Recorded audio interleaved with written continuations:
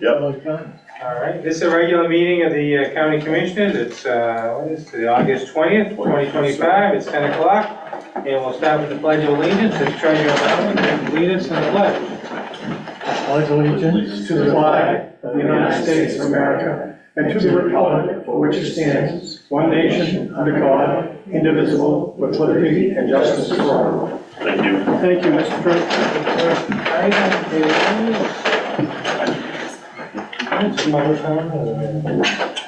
Minutes of August 6th, 2025. We'll do the call of order.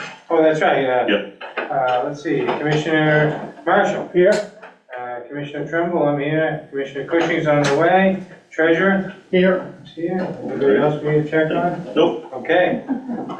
First item is approval of minutes of August 6th, 2025. I move we approve the minutes of August 6, 2025. Second, and without any objection, the minutes are approved. Public comment.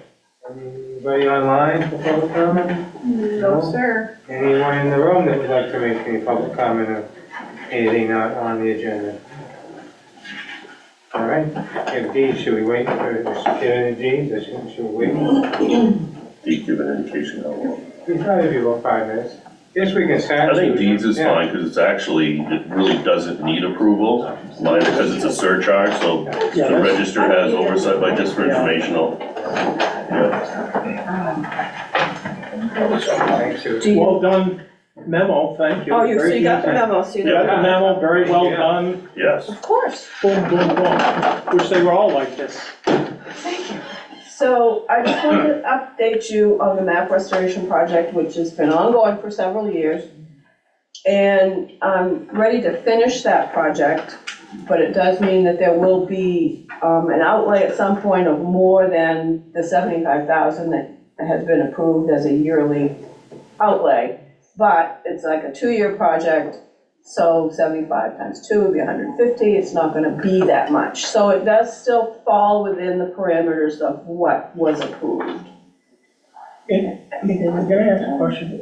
In your memo, you mentioned the year 1970, and it goes to Mylar. What is that? I didn't know what that meant. Mylar is a plastic. It's a stiff plastic.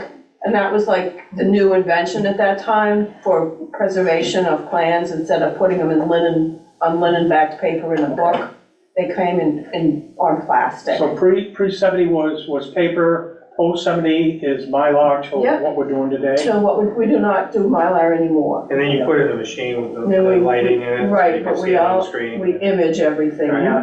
Everything we have is Digital imaged now, all the yeah. way back. Was that required by the legislature in 70? To switch to Mylar? I don't think so. I think it was just a new product that the surveyors were using, so that's what they wanted to use. On the first page. Very good, yeah. I just wondered what that was. Yeah, it's like plastic. Thank If you you. want, I was gonna say, if you wanna see it, yeah, if you wanna see it, you could come over. I've got some right there in the office. We can show you what it looks like, if you care. But now we just do paper, and like Commissioner Trumbull said, we do image everything, so we're good. And then just the revenue in July was 177,000 for the general fund, and that's 60% more than last year, which is a nice increase. Excuse me. And there are several new statutes going into effect in the next coming months, which we are trying to stay on top of, but it seems like it's hurting cats, because we just found out there's another new piece that we've totally missed. So that will be another whole thing to figure out. I have a question. The new percentage transfer tax going into effect, does that give the county a greater percentage in the past or less? Less. It's going from 10% for the county down to 9.2%. Of course, the legislature needs more money. Exactly, and then that, like I said, the new one that we just missed has this provision for the transfer tax that comes in. That provision is only 5% for the county. I was hoping the legislature stepped up and gave us more of our money. No, they wouldn't. Any other good news? Any other good news? It's not raining. So is it the Is there a motion to accept this? I don't think we need to accept it. She's done a very nice job, as she usually does. Look forward to seeing how these numbers shake out for next year. Do you, at this point, have any analysis as to what properties in Penobscot might hit that mansion tax level? We do have some commercial properties that will hit that level. We obviously don't have, I don't know if we have any residential properties, but we certainly wouldn't have very many. But we do have some commercial properties that will hit that level. Yeah, what? Well, to be determined. That's right. Okay. Anything further for the register? Thank you for your time today. You're welcome. Okay. As we move on in our agenda, and my apologies Thank you, for Susan. Sorry. the delay. We have the UT update.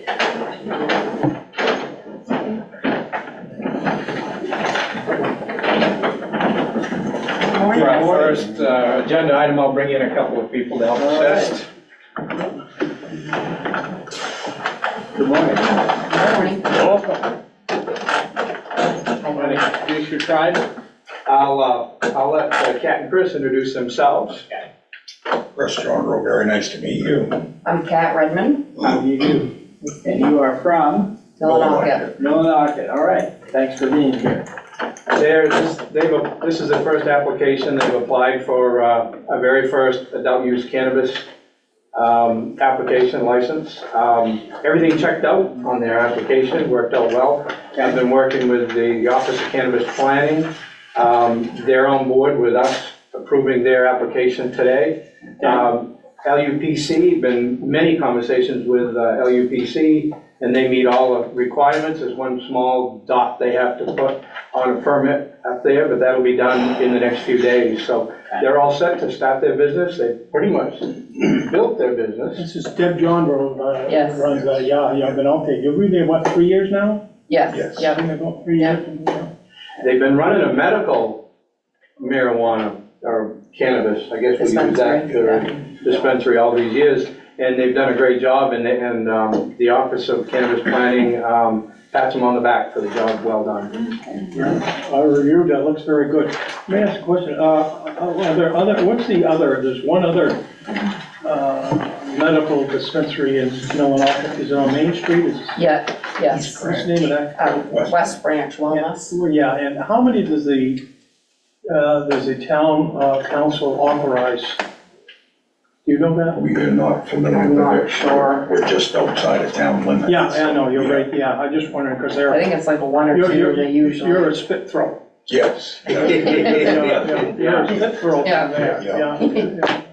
You're like distant kin. Yes. You're there. Yeah. Is there any public hearing requirement? No, not unless you deny their application, then they have a right to a public hearing. Yeah. I reviewed this item by item. Are they samples, Jim? You were the last one I thought was asked that. Andre asked me. Oh, we did? See me later. You had a serious question. Yeah, well, no, I'm just gonna say, I went through this item by item, I know the company, I know it's a first time application, they got great reputation, they've done very well out there. Thank you. The owner is a very upstanding citizen Yes. in Millinocket, and it was appropriate, I would move we approve the application. Okay, so we have a motion, do we have a second? Have a motion, second, further discussion? Seeing none, all those in favor, please say aye. Aye. Aye. Congratulations. I wanted them to come today in case there were questions. Where's that first application? It's similar to a liquor license, so it's fairly simple to do once they're in business, once they're up and going. Well, they've got all the protocols they've got there, I mean, it's so well laid out, it's very well done. Thank you. You obviously put some time into that. Yes, yeah. A little bit. Time and money. Since last September. Well, thank you. All right, well, Thank you very much. for being I'll here. get that paperwork out there. Mission accomplished. Thank you. guys Have a great very day. much. Thanks for coming. Next up, George. Didn't know if we wanted to talk about, and it's perfectly up to you if you want to talk about the TIF committee recommendations that we gave a few weeks ago. We tabled it till we got some legal review on 2 articles. We got the legal review back Monday, and next Monday, the TIF committee meets to review those legal reviews. I didn't know if we wanted to wait to go over the list of recommendations that we'd already made until we finalize all these last 2 issues. Or if you want to discuss them any further today. I've looked over, I thought that's an excellent job of the TIF committee. I agree with all your recommendations. I can't speak for the other commissioners, but I reviewed each one of them and they're right on target. I think there's a lot of thought went into that, and I would move if it would be deemed appropriate to accept the TIF committee recommendations. Before you second, I just have a question. So what were the legal opinions on the questions we had? Yeah, they don't have that in their binder. Oh, they don't have, no, we I wasn't sure if this is the direction you were No, going in. I didn't get any I was hoping to communication, so- discuss the legal stuff after we meet with the TIF committee. Okay, Okay, yeah, that's I what- prefer to yeah, wait until yeah. they're done. Legal review just came in and we haven't had a time to discuss it with them. Right. And we've got a meeting coming right up. It doesn't change much on the recommendation list. I don't think it changes anything on the I recommendations, didn't see but it. at least we have the legal review now to put with it, so if we can hold Well, I on. know you sent it to us in an email and I read it Yeah. all and studied it. Yeah. And it's well put together, well done, covers all the things. I think this is just, would be a pro forma decision Yeah. from legal.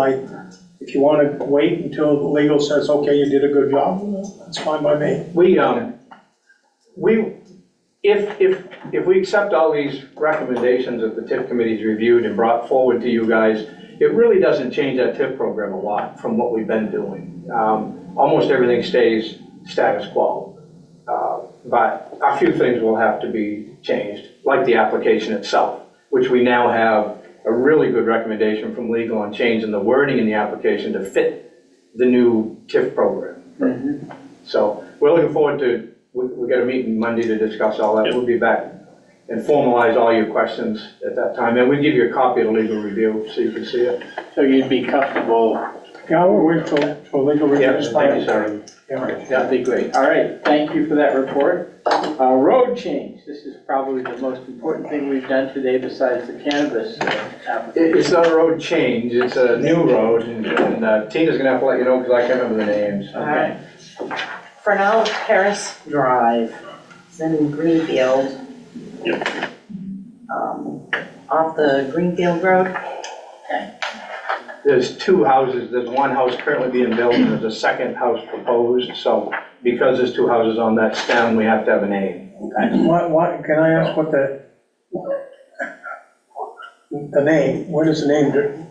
I'm assuming family, maybe? That's what I'm guessing. Yep. I thought you would know. No, I didn't ask. No, that's a question I had, and I said, I'll bet you it's. We let the people that are gonna be building the houses in there pick their own road name, so we didn't Okay, have so they much did, influence. yeah, obviously they had to say it, so it must, probably is known as that road now. That's what I'm thinking, is it's historically known as that. Okay. All right, I think I saw it in one of the packets here. It's not in here right now. No, on the, Oh, it's in is it in that one there? But, yeah, I read that and saw that. And That's funny name. Page there. I had a question. Yeah, I did too. Yeah, Does it list the name? Are you Yeah, ready for there? as far as Paris All Drive, right. nothing. Is it there? Under We have the, Was there a motion? I would move we approve the name. So we have a Terrace motion to Drive. approve the name. He's got the motion, I would second it. You would second it, okay. So we have a motion and second to approve the name of the new road, or the naming of an unnamed road in Greenfield. Thanks. Any further discussion?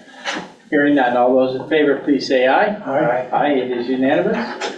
We haven't named the road in a while, so No. that was the Yeah. first one in a while.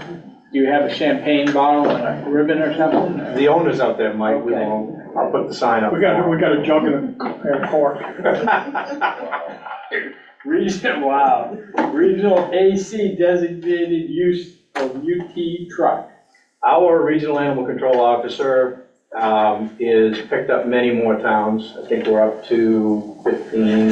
Right around there, yeah. We picked up Lincoln, which has kept her busier, gave her more hours, makes it a much better job, also more miles. We send each and every one of our contracted towns a bill for her time and her mileage, and 3% for our administrative fee. And we send those bills out quarterly. So the Hancock County mirrored our regional animal control officer a year and a half or 2 years ago, and gave their regional animal control officer a vehicle. Okay. So a couple of years ago, that came to light when they had to work together on a project. And so I've been talking with our regional animal control officer, and she's questioned several times if there was a possible way to make that happen. My idea is to take our old pickup, because we just got our new pickup and just getting it on the road. So take the UT's older pickup, put a cap on it and make it into an animal control vehicle and just change the name on the side to Regional Animal Control. Send the towns a mileage bill, like we do now, put that mileage bill into an account in the animal control portion of the UT. I'd have to get with Scott and come up with how to make that work, but put that money aside to pay for gas and fuel and repairs, and put some money escrowed for another pickup down the road. So that's a plan. If you guys would go along with that, we'd try to make that happen so that within the next month or so, she could have a county vehicle. What have you got for mileage on that at this point, roughly? 130, just under 130 right now, and we've had great luck with it. Hopefully it will continue. Yeah, and if I remember correctly, she put about, was it 1,200 miles a month? 2,100. It's About $2,100, about $1,200 a month in 1,200 a month, 2,100 in what we miles. pay her for mileage. Yeah, as long, my whole thing there was, that's a good plan, as long as we set money in an escrow. Yeah. And that money is, is going to replace any vehicle we have. Yep. And that would appear in his budget process, I'm assuming, in his budget proposal? Yeah, we put that revenue in a different category. Right now, it's in Department 14 to pay back for the mileage. That seems a fiscally responsible thing to do. And that's the UT budget, not the county budget. It would be the UT, I would believe the pickup needs to run through the UT budget, because that's where animal control expenses are. And your current vehicle runs through that, correct? Yep, Yeah. same So thing. Yeah. I just think we ought to take a look at, what's that, a 2020? 20. So we probably ought to maybe front load a little bit in future budget to get that reserve closer. George could make that presentation in his UT budget to make Yeah. that happen. Yeah. The body is fine. Yep. And just get it undercoated. Yeah. That Yeah, hasn't I been hadn't thought of recently that. That's a really undercoated, good idea. Just to last it, and, No, that would be a good idea. because the body's good, and you have to slap an engine in it or something someday, if something happens, Historically, every time the UT gave up a pickup, we gave it to the facilities group. They have their own pickup, a brand new one. The last thing they're gonna want is our used stuff anymore, so that's changed, so it's a good place for this pickup to go. I spoke with the sheriff's department, see if they'd be interested in an actual pickup. I got a definite no, they're not interested in our pickup anyway, so the next best use would be the animal control. Sure, makes sense. at least try it. Good advertising for any expansion of. So do we have a Service. motion regarding this?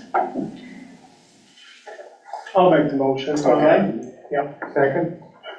So we have a motion to use the current UT truck for animal control purposes and designate the mileage that is recruited from the communities to account for replacement, whatever you would. Capital planning. Yeah, with caveat that with the necessary modifications that need to be made to make it into a proper animal control vehicle. Put a cap on it, yeah. Okay. And we have money in escrow for a cap, so. All right, so we have that motion. Do we have any discussion? Seeing none, all those in favor, please say aye. Aye. Aye, it is unanimous of those present. The only other caveat I got on that would be, this would help future animal control. If you had to hire or exchange anybody, this would help. Yeah, looking into that, we're talking right now about regionalization, counties moving and trying to offer those services to those communities and EMS that may, and I think animal services is another one, that, how many animal control officers are there in the county outside of ours? We have 3. Yeah. 2 part-time and 1 considered full-time. Do other municipalities have animal control officers? Yeah, most municipalities have to have an animal control officer, which is why we're their regional animal control officer. We have Howland and Enfield, Lincoln, we've added just Do recently. you have Millinocket, East Millinocket? No, They have their own. they have their own. Yeah. So I think that what we're seeing is, this has evolved. Lincoln County, I was down there yesterday actually, and they have one person that does almost all of their communities in the county. It runs through the sheriff's office. Yeah, that's kind of what I envision, and when I look at the burden of this, the cost for the county right now is, it's $14,000 something a year in mileage that we're paying to that. Yeah. Plus Over 4 years, that buys a new vehicle. We pay the other 2 mileage and time as well. Yeah, well, that's just for one. That's just for the one, that's the regional control. The others just do a couple of townships for us. Oh, yeah. Medway uses the same Well, I animal was control gonna say- officer we do. Medway does, they don't use the East Millinocket. Does Millinocket, East Millinocket share an animal control officer? They may, I'm not sure. I don't I'm know. not positive of that. I'll find out. Okay. Great. Thank you. So we have a motion, a second, and passed, and I think we're good to go. Is there any revenue that the cannabis program will derive directly to the county, or is that? $500 application fee, which they've already paid, just to let us review that. And then when their license is final, after I sign the paperwork today and get it to the Office of Cannabis Planning and the LUPC, because they have to sign it as well, then they'll give us $5,000 when they get their license. So the annual $5,000, plus the $500 application fee No. To the UT? to the UT. Yeah. I noticed that, I thought, when I saw that application fee of $500 for a business, that struck me as being high. Is that standard? Who came up with that figure, $500? That's what most organized towns are charging that with their ordinances, Because they can get it. because they can get it. Okay, there's the one. And these people are gonna pay us $5,000 for our local license, but they're also gonna pay the Office of Cannabis Planning another Yeah, I $5,000 saw for the that. state Yeah, license. they've already done that. Yeah, I saw that, yeah. Yeah. But we have no oversight or compliance, that's all handled by the state agency. We have a right to go in and inspect the business, but all compliance is done through the Office of Cannabis Planning. Yeah. So we may see other licensees come forward in the UT. This is for a retail store. Somebody may want to come along with a manufacturer or a planting operation or a grow operation. We don't know yet. I haven't heard anything, but you never know now that we have it. I'm just thinking, if we're gonna see annualized revenue, we need to figure some additional accounts to, and what that may be allocated to. Well, we have to do, like with liquor license, we have to do a formal ad in the paper, a paper that circulates in that area. And that costs us $23. $23. We get $10 for a liquor license. So someday that's gonna have to change, but with our amusement ordinance, they pay that plus a fee to us. They pay the $23 advertising fee plus a $50 or $100 fee for their license. Are those fees mandated by the state as? By our ordinance. So it's our ordinance. The liquor license is a state, but the amusement ordinance is us. That's our. At some point in the workshop, could you just make some notes on these things so that we can take a look at that going Yeah, forward? a fee structure of services, current, and whether they're state mandated. I'm assuming most of the state mandated. But where it's not state mandated, county mandated. County mandated, but we need to set up a line item, expense line item in Department 14 for all of the advertisements we're doing. 23, 23, 23, 23, it adds up after a while, Yeah. right? The money comes in, but it goes into Department There should be 14 no as revenue. But we need to have the expenses there too, because we don't have an expense item for advertising. Where's it going now? UT, Oh, you don't, I mean, you could have an account, but yeah, it's a great time now to start one with budget season coming up. And so we were thinking, was Yeah. if we could shift the budget just enough, it's something that we've dealt with for 3 years now, trying to figure out where to take the expense from and where to put the revenue to. Oh, well, yeah, I would assume they would match unless there's a They different do, reason, but I mean, they don't. They're 'cause two one's different budgets. Two different budgets, so Yeah. they really don't match, but Right, yeah, well, yeah, I think I'm what, sure Brenda can help you. I just with wanted to clean that up. what we want to do is have maybe a discussion, a workshop setting about where our fee structures are, what we are accruing for expenses, because if we're upside down on some of these, then we ought to take a look at that. Oh, yeah. And then we also need to start looking if we are gonna be seeing revenues coming in that don't have a designation. My concern is, as we saw with deeds, the state may decide that we don't need as much money as we do. I think we need to get in front of that. Yeah. So these are UT revenues, correct? Or county revenues? They're the Department 14 revenue. They are Department At this 14 time, revenues. yeah. Okay, With the exception, now we're gonna move, with a new budgeting year, we're gonna move the animal control dollars into the UT. Whereas right now it goes in Department 14 because the money comes out of the county budget. The county pays for Right. mileage. right, Well, now we're not gonna have fair mileage. So that revenue would come into the UT because the expenses are coming out of the UT for that pickup.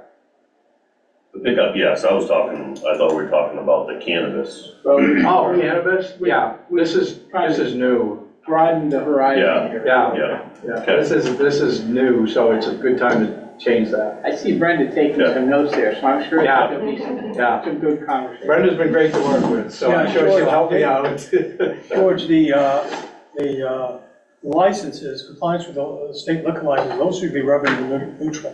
We should not be losing money on that. I mean, I don't want to look at it as a revenue generating, but it should be revenue neutral. So if those have to be up to cover the cost that we do for advertising, then that should be. I did send letters out to everybody, and told them that our advertising fee has gone up to $23.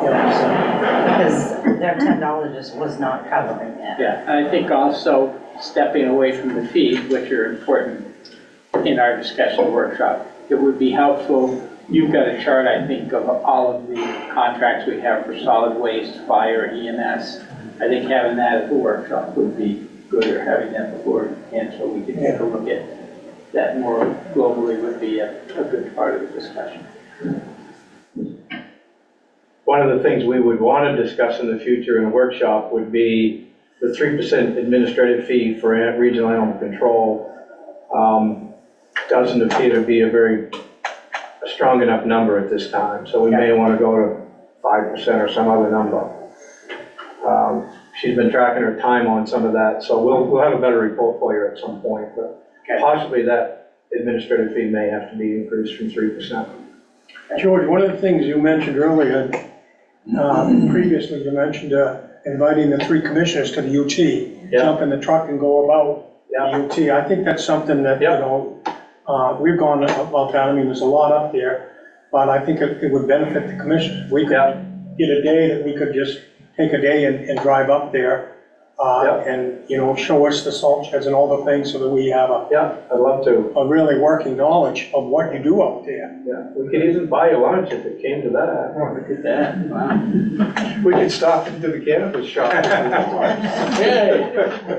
You could come without Thank saying you. that. you gonna hang around for a little? Yeah. Okay, yeah. Okay, Mr. Humphrey, I believe we're now at that point where we would invite you forward. Sudden economic development contract renewal discussion. Welcome the honorable Leo. Hello, Commissioners. Morning. Good day. I like the new setup. This is my first time here. Thank you. We're working on it. We're trying to get cushions. I'd like next time I'm here. it's better. Well, we're not sure if we're gonna last, so we don't want to spend a lot of money on it. A folding chair and a folding table. Got a good idea what line item we could take it from. Oh, here we go. Oh, here we go. Already. Okay, so what would you like to share with us today? Well, just with the contract coming up and the changes we've had, just kind of revisit, it's almost 7 years ago that the county initiated this. And while there's been 3 people in that position, I think the impact of the effort has made a difference in the Katahdin region. It's a different place now than it was 7 years ago, and I think one of the ways to look at how to change and how to evolve this position is to modify it somewhat. I'd have to say with the federal agencies and foundations, Penobscot County is given a lot of credit for this kind of partnership and this kind of effort in a real rural area. And that really resonates with other folks. And besides the federal agencies, the Sewell Foundation has decided to invest in the Katahdin region because the indication that the county is fully engaged. So that's a good thing. In the last week or 2, I've been meeting with different people, my colleagues, and the KRDB, which is chaired by Charlie Prey, has a keen interest in continuing this effort. I met with Katahdin and One North, and they have a keen interest in getting more engaged in this. There's another group, the Katahdin Collaborative, that's doing some good community stuff. So I think as we evaluate where to go with this, I think a more focused approach to continue this effort, but not necessarily have it be a paid staff person through EMDC, but some kind of designation on your part for some funds available. And what the role we could play is to ensure that One North, KRDB, the Patton area, all get engaged in this in the right way. When we started, it was about 5 years ago, we had every federal agency up there for a meeting, and Senator Collins came to that meeting.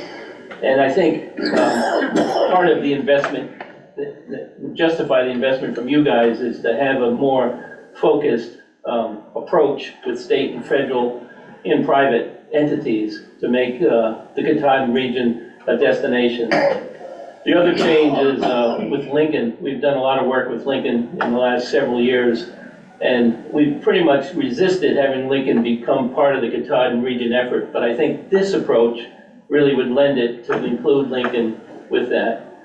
A few months ago, maybe 6 months ago, I convened a meeting with Lincoln East and Millinocket with the airport to see if they could be satellites of the city's airport's foreign trade zone.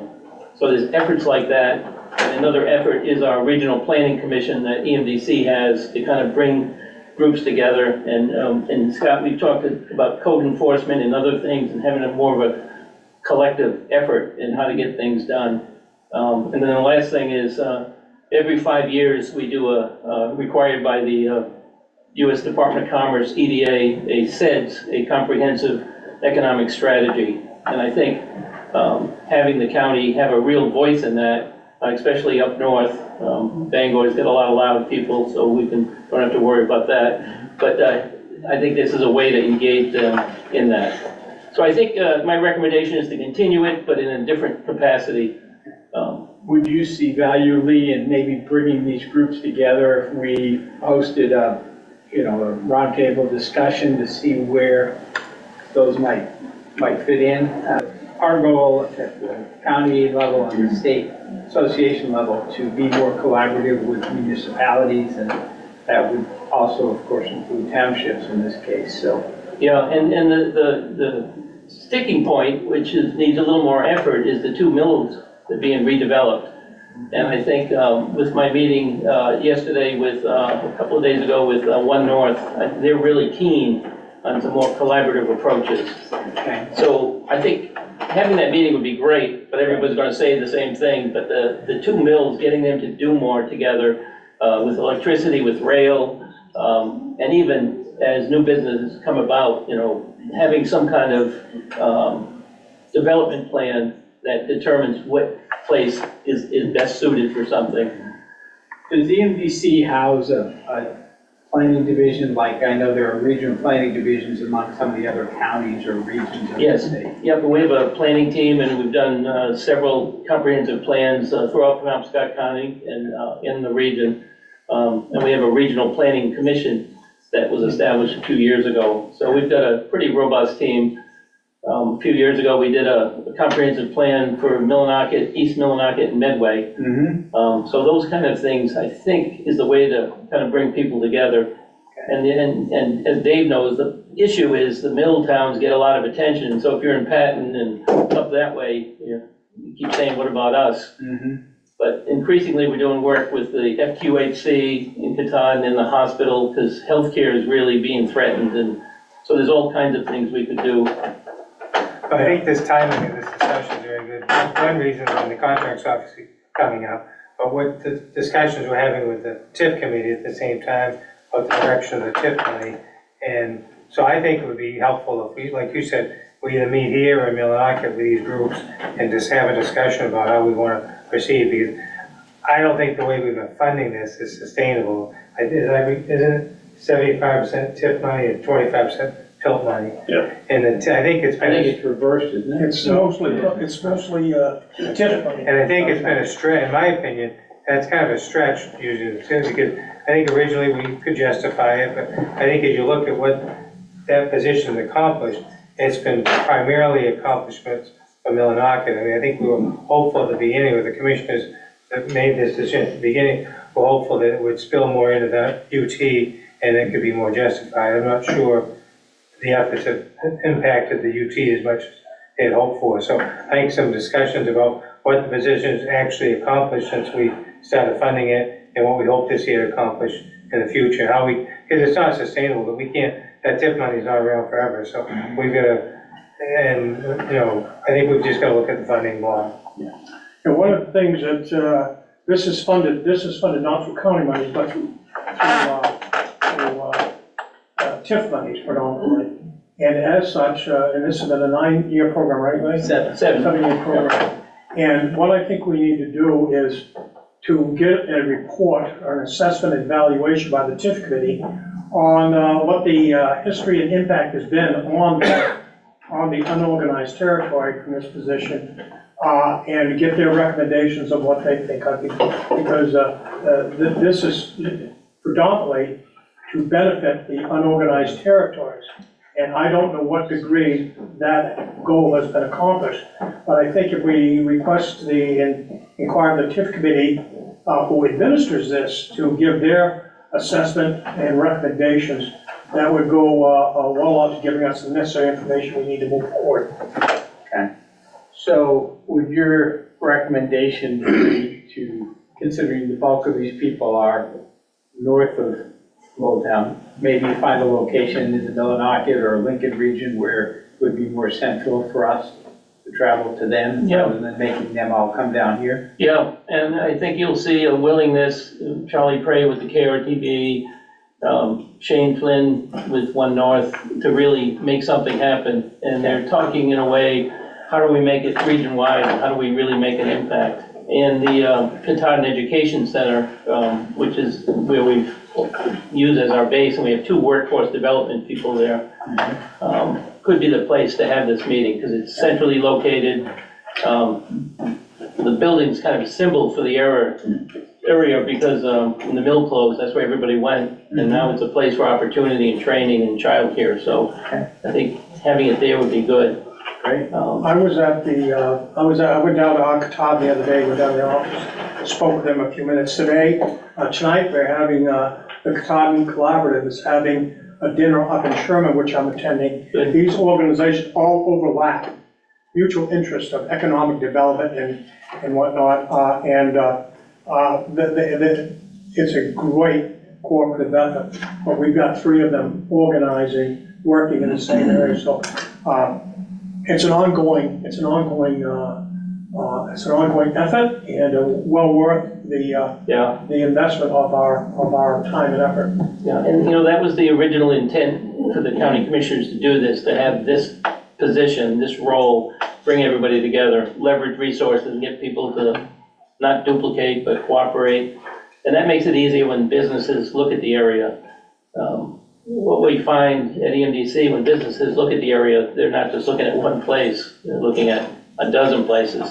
And that's just in Maine. And then they end up going someplace else with it's warmer. Well, I know that there has been in the past a group here in the Bangor area, Burrito, which was the Bangor Region Economic Development Right. Association. I don't know if you folks were involved with them or not, but it seemed to be logical, instead of fighting with each other in a region to get something, there's certainly a spin-off benefit. I was listening to a news report the other day, and this lady was sharing what had gone on when they built a Toyota plant in this rural Tennessee county and what it meant to the surrounding counties. So I think there's some value in making sure we include people. Is there anyone else you'd recommend besides the group you mentioned and our TIF committee to be invited to this? I think we make it an open meeting and invite anybody who wants to attend, but have a core group and have an agenda. Yes. So it's not a free-for-all. Yeah. But I think, you've got the community college with a presence, University of Maine up there. I think the hospital's crucial, and they're really being threatened with some of the changes that are happening, and Because of the history of forestry up there, we probably should look to the Maine Forest Products or loggers Yes. to have a person in the room with us. exactly. And I think asking both East Millinocket and Millinocket to bring their stakeholders who are working and supporting them. In Millinocket, we've got the salmon place that's really thriving, and there's some good things happening, but the forestry people would be key in this. Yeah. So I think for the county, it'd be a nice meeting to have a public forum to discuss development there, and Why don't we maybe have you and the administrator put your heads together on, we'll set a date and an agenda. Yeah, and then we can start to get that out. I don't know your schedule, whether, next month is a good idea with the budget, but maybe you can figure out something in the latter part of the fall, which is good. But I appreciate the insight, and I think this is a good opportunity for us to be, as a county, a participant and maybe even a leader in more collaborative discussion. So thank you for bringing that to our attention. Thank you, Ken. All right, have a good day. You too.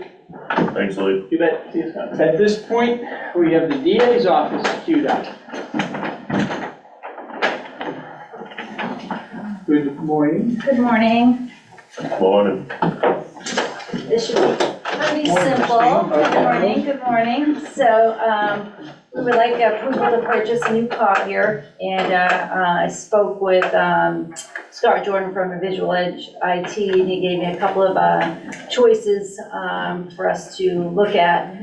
Currently, our copier that we have upstairs has over 750,000 copies. We're getting up there. And just this year alone, we've had 4 different service calls on the copier, so I think it's pretty much on its last limbs. We go through quite a bit of copies in a single month. So we currently have $14,475.77 in our capital account for a copier. And the 2 copiers that they quoted us one was a black and white and the other was a colored copy machine. There's quite a difference on price. The black and white is like $8,300 plus some change, and the color is $10,186 and some change. We already have a color copier that we have on our other side that we really only use when we need to print exhibits for court. We try to keep it at a minimum. So I think we'll be safe to go with a black and white copier. I don't think we have a need to go with another color copier. So I would like to request approval for this black and white Casera Kappa copier for $8,323.27. And this is the existing vendor that we've used in the past? Yes, and we would go on to their, the maintenance agreement that we have. I believe the current machine is already on there. Yeah, the current machine. Yeah. Yeah, and I'll put that on there as well. Have we analyzed whether lease versus buy is a better option for us? I think in the past, yeah. Lease is nice if you wanna just make the payment, have a new copier all the time, so like with a vehicle, but there's interest charges in there, there are other charges. Whereas with our program, again, we try to plan on capital planning. This one of the copiers is up due for, replacement. So So, this is yeah, big time. purchase would be the Do we have wise a, choice. do we have a maintenance agreement for these? We do, that's the other thing, difference between lease and, lease would come with a maintenance agreement, well, so that's what we've done, we've established a group, So what is our monthly maintenance? depends on usage. They're classified, each copy is classified into, I don't know if it's 3 or 4 different groups, based on the volume that you typically use, and then that's broken down, once we get the bill, it's allocated based on usage to each department. I think we had somebody in the room that had experience with printing that could give us their advice. You got any thoughts? Black and white, so Yeah, avoid the Yeah, color if you can, I'm Yeah. surprised you could get an option without color, but yeah. I'm surprised is that the differential is not that great. I think it's 1/1000th of a penny or something more expensive or something like that. maintenance agreement. Yeah, that would be a little bit higher. Includes Yeah. toner, right? Right, well, for black and white, I think color you might have. to- Color would be extra, yeah. Color was extra? Color is extra, color copies are Even under significantly 3.5? extra. Okay, I move we approve the the purchase of copy of the, purchase. the black and white copy of purchase as requested. Second. Have a motion, second. Want to beat this further, or are we ready to vote? Ready to vote. Okay, all those in favor, please say aye. Aye. Thank you, Christine. Thank you. Anything else? No, we'll just have to, I'll discuss with Thank you. Scott what we'll do with our old copier, because it'll be next to nothing. I have a suggestion that I can have to. Maybe the Okay. animal control officer. I think Yeah, they already right, have the hand-me-downs done, Hey, right? huh? So, yeah, I think with that kind of volume, Anybody need a handy? if they'll take it, yeah, I think we've got those covered. Yeah, Is there a disposal fee, or do you know that? That I don't know. generally, no. That's Um, why I say if you can get rid of it. I've had a situation where they store them downstairs and 8 or 10 copies later, it costs you money to get rid of them, so We could always take them out to the auction, right? we could, might be 50 Yeah. bucks. You're better off letting them, Cost you 100 to do it, get 50 for it, so, you're better off letting them take it. that's my recommendation. One thought I have with our new move, all clerical going into the big office in the commissioner's room, we're gonna be taking both copiers down that end, because we have a large number of, we're gonna have 8 or 10 people working on that copier alone, because they're divided before. A thought was maybe we could keep it until we run it in the ground and have it stay on that side. Come And talk to me, because I'd be interested in the details on your other copy. Maybe that becomes one that sticks around or something. Yeah, I'm not opposed. Well, we're to it, gonna use both. We Yep. have to keep both. I think that, we definitely need both, especially the other one being the color copier and us printing exhibits. Yeah, come talk to me, we'll figure something out. Okay, great, Thank excellent. you again. Thank you. Thanks. Do we have, kind of a capital plan that the VA has supplied us in the past? You've been supplied with something. It hasn't been quite to the extent that you're looking for. We're hoping to expand that this year, yeah. All right, finance. Come on down. How are you today? I'm great, how are you? Just a beautiful day. I know. Should be outside. I was enjoying the All right. first part, yeah. Yeah, I don't have anything to do with that second part. So do we want to get the VOCA grant first? Yes. Okay? I assume that you're all familiar with the VOCA grant, we've had it for several years. It's money from the state that we're using to fund victim witness advocate, one position as well as some other expenses through the VWA program. With that grant money comes expectation of inspection, Okay? make sure we're using the funds appropriately and have adequate policies in place. Okay? So, we recently had our inspection with Tricia Eldridge from DHS. Okay. In the past, we've always had a list of corrective actions to kind of do, but they have done it very informally via email. This year, we've had the same discrepancies year over year, and with the extra oversight that the federal and state governments are laying down for funding, we have a formal corrective action plan letter. We have 3 months to address our 3 deficiencies. Okay. Those 3 deficiencies were develop a financial plan Okay. or policy, develop a fraud control policy, and a language access policy. Okay.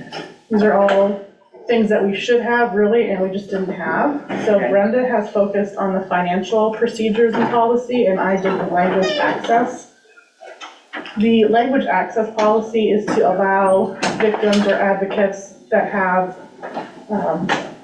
no experience with English or limited experience has an opportunity to have an interpreter. Okay. So the policy that's in your packet is the blanket policy that several state or other local agencies are using.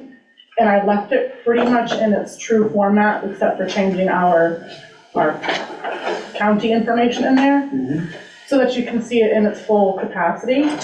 I know that there are some at-cost interpreter services, but there's certainly plenty of free options also. It just kind of depends on the direction you all would like to go.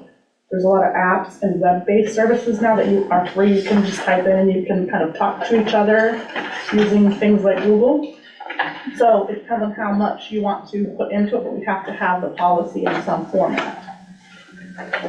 And I know for the state, some of the things that the state does, which I didn't put in your packet because it prints so small anyway, is they provide this language identification card that we'd have as a poster size in the BWA offices.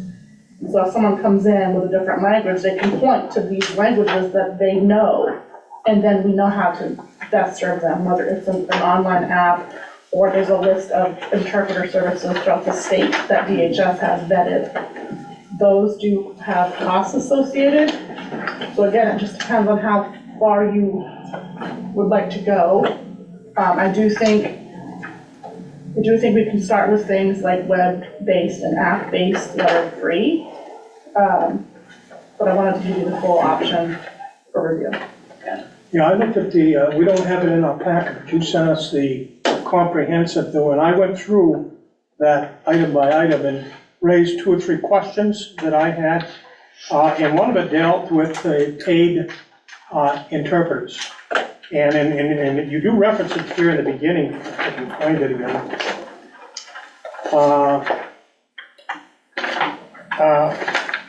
It's at no cost. Well, you state that these services provided at no cost. Well, then what are those services? And you go on to enumerate 4 areas. But down on the bottom, you talk about, there's a question of paid interpreters, to have paid interpreters.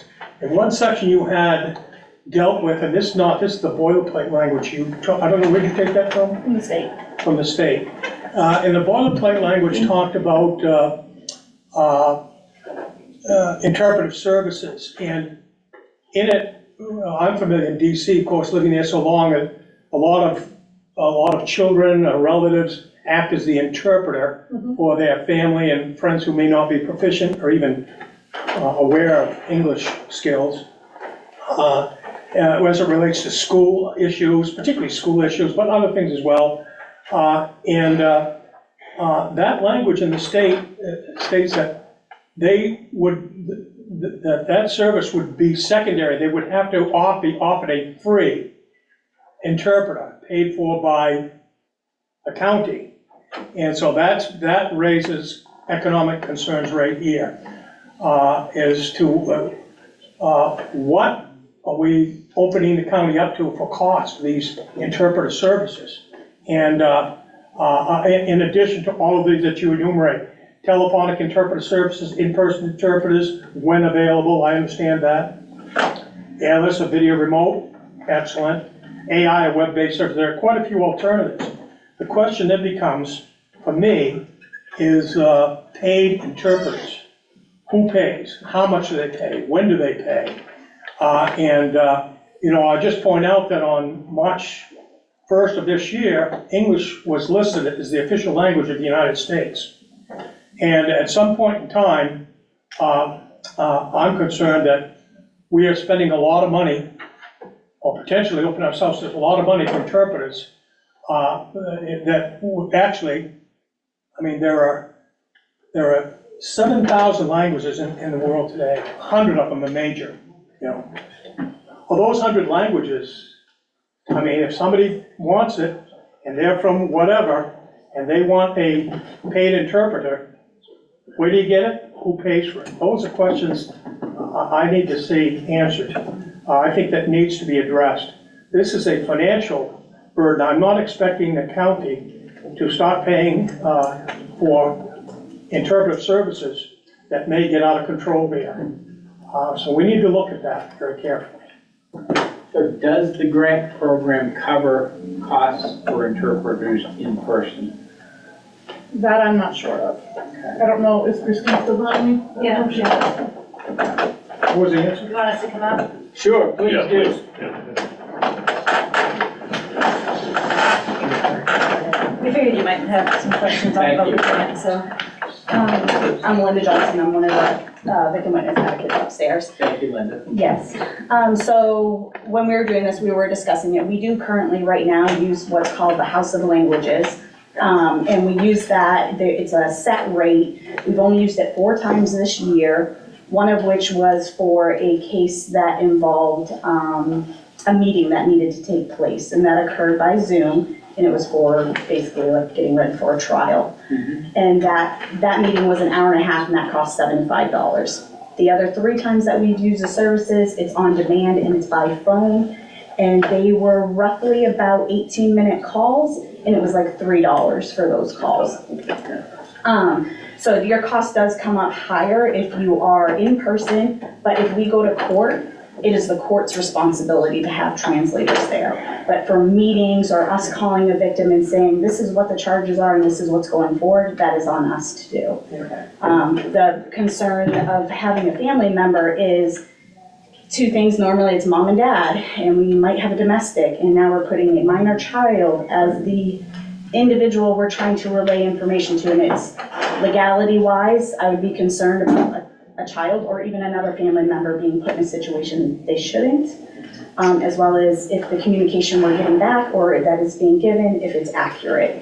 So we do use this service. We do have families that do try to help, but we also make sure that we have a service set aside so they're not in the middle for that reason. Well, as the well. cost is not unreasonable here, as currently practiced. When we set this up and put this into law, you've got to look for unintended consequences. And the question put forth is, that we need to check is, do the grants cover these costs? That would be important. Other than that, as long as it's confined, it's identified, it's manageable, I don't see a problem with it. But when I first read this language, it opened up a host of questions. Yes, But I think you've answered a lot of those today. you're welcome.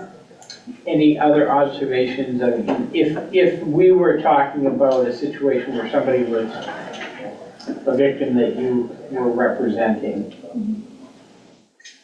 and there was, is there an extensive period where you have to interview this person where they, if we did go the live route, it could get more expensive, or? Yes, it could be a little bit more costly, but I think what we mostly have is by video. A lot of individuals choose by video, even, English-speaking individuals that we work with. Video is the way everyone goes, and that one meeting was an hour and a half and was $75. I don't foresee us needing it in person, but if it is slightly more, and we do have a breakdown upstairs, and it is based upon how long you need their services. So I guess this is just something we monitor as it evolves, but clearly the grant at this point outweighs what the problem would be if we didn't have a policy, right? Yeah, so in our corrective action response, we have 3 months to get all this in place. Okay. So if certainly there's no rush to approve these today, because I know there might be some changes that you wish to make. So that's why I bring it to you today. I haven't even returned the signed corrective action plan, because once we sign it and deliver it, starts our 3 months. I wanted you all to have a chance to kind of hear where the state was coming from with the 3 needs that they still have. I gotta have some thought. Are we able to issue the state a corrective action letter for things that? I'm willing to try. Do we have a list of, I love that. do we have a list of interpretive vendors that you have available that you use, or do you use the state, or does the state, county share, or are they different? They're different. We have in the past asked the court, and they were willing to give us their list, but that list has dwindled down greatly, so it's on us to So it really ours is really a regionalized issue at this point. Yes, the company we currently use, the House of Languages, they have a wide range of languages that we can select from. Most of their stuff is remotely done, so if we call in with a language that is not very common, they should have somebody, and they're stationed down, or located down in Portland area. So if we do have to have somebody travel up here. Are they a national House of Language? Is that a national, or is it? Not that I don't believe so. I'd have to check I'm on that. curious. I think it's just locally here in Maine, but I would have to look into that to give you a better answer. And DHS does share their list of interpreters that they have sort of vetted. But again, it's actually quite a small list when you think about the coverage, and several of them are international or out of state. So I'm sure those would be only remote style options. Sure. Last resort. There's not very many, and the ones that are in the state are down in the Portland area. So aside from the list that Melinda's currently using, we certainly have the state's list of other options if House of Languages perhaps didn't have something, have some way to hopefully find someone that can help the victims. I guess this goes to a little broader question, Christine. I think the Prosecutors Association has their conference coming up this fall. Correct. Is this something that may be under discussion? Because it sounds like the state's starting to get more formal in their grant reviews. That I'm unsure, but I can talk to. I can speak from past experience that when there was a federal administrative change, that oftentimes at the state level, in many areas, whether it's EMA, the DA's office, I think the sheriff even mentioned in the recent DOC inspection of the jail that it went to greater lengths than prior. And I think that's just a matter of,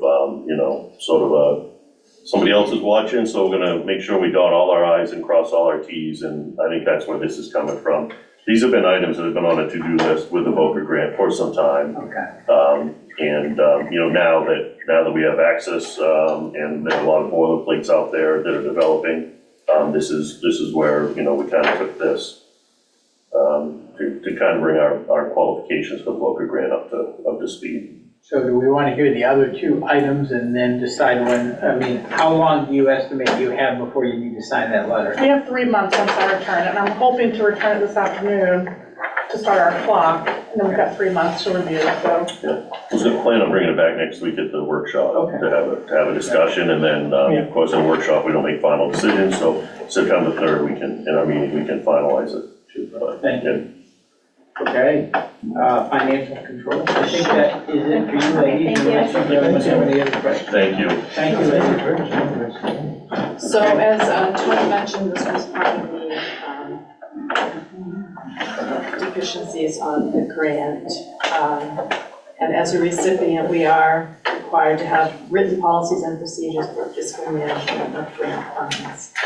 And this is not the only grant that this would be a requirement of. So this could cover many different requirements, would help with our internal controls. Yep. That's a huge one for the county. And our external auditors, look to this. Yep. Do you So- audit the spreadsheets that are in people's desks too, or just the online stuff? Maybe. Just online. I'll get back to you. I don't know. Yeah, not sure the answer on that one, but. So this was actually given to me by Tricia at the state, and it was from the county of Aroostook. And so, and she fully approved it. So I took that as a great starting point. Good. And it covers the fraud piece as well. Okay. There's a few pages, I think 3 or 4 pages that addresses the fraud procedures in here. I have run through it a few times and tried to, update everything for Penobscot.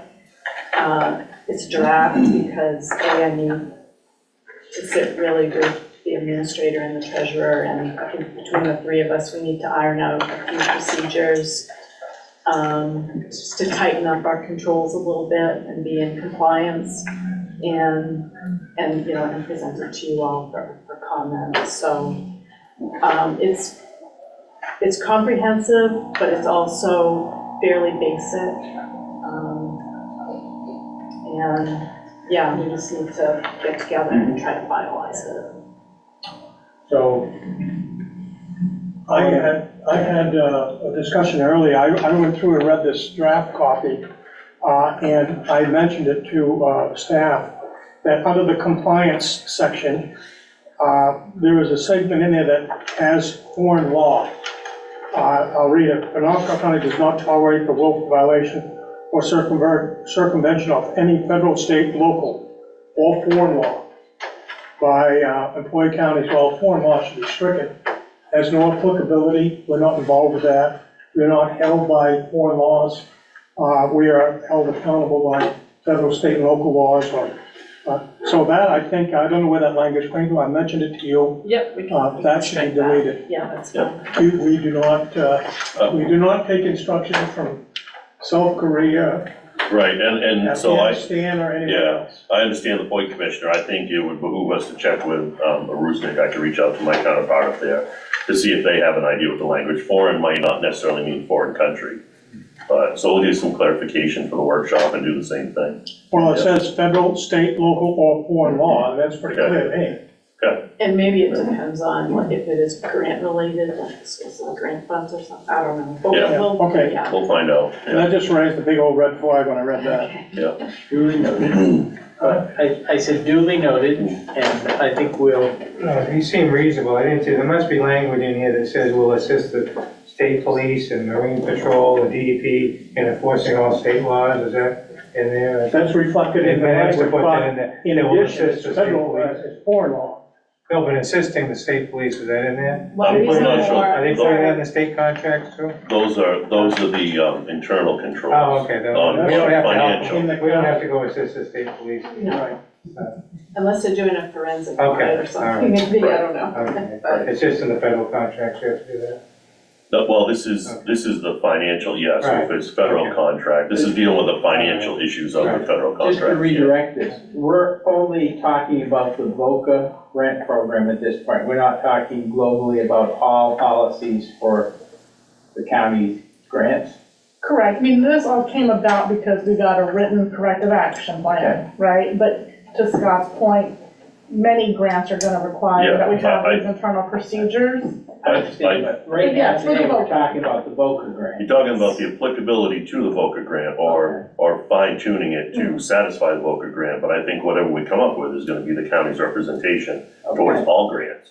Right, so I took the Towards, and opportunity internal to- controls is even in-house, sorry, Rick, go ahead. No, sorry. And when you talk about compliance, you're subjecting our personnel to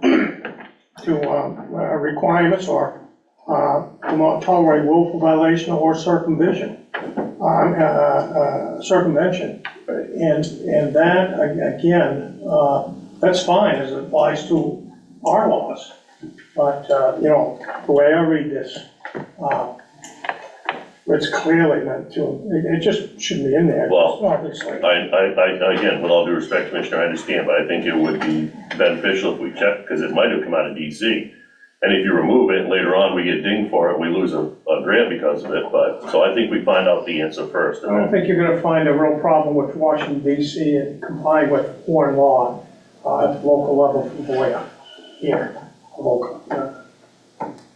Well, I think we've got the basis of what we need to work on. We certainly appreciate the work. I think we've just got some fine tuning to do here.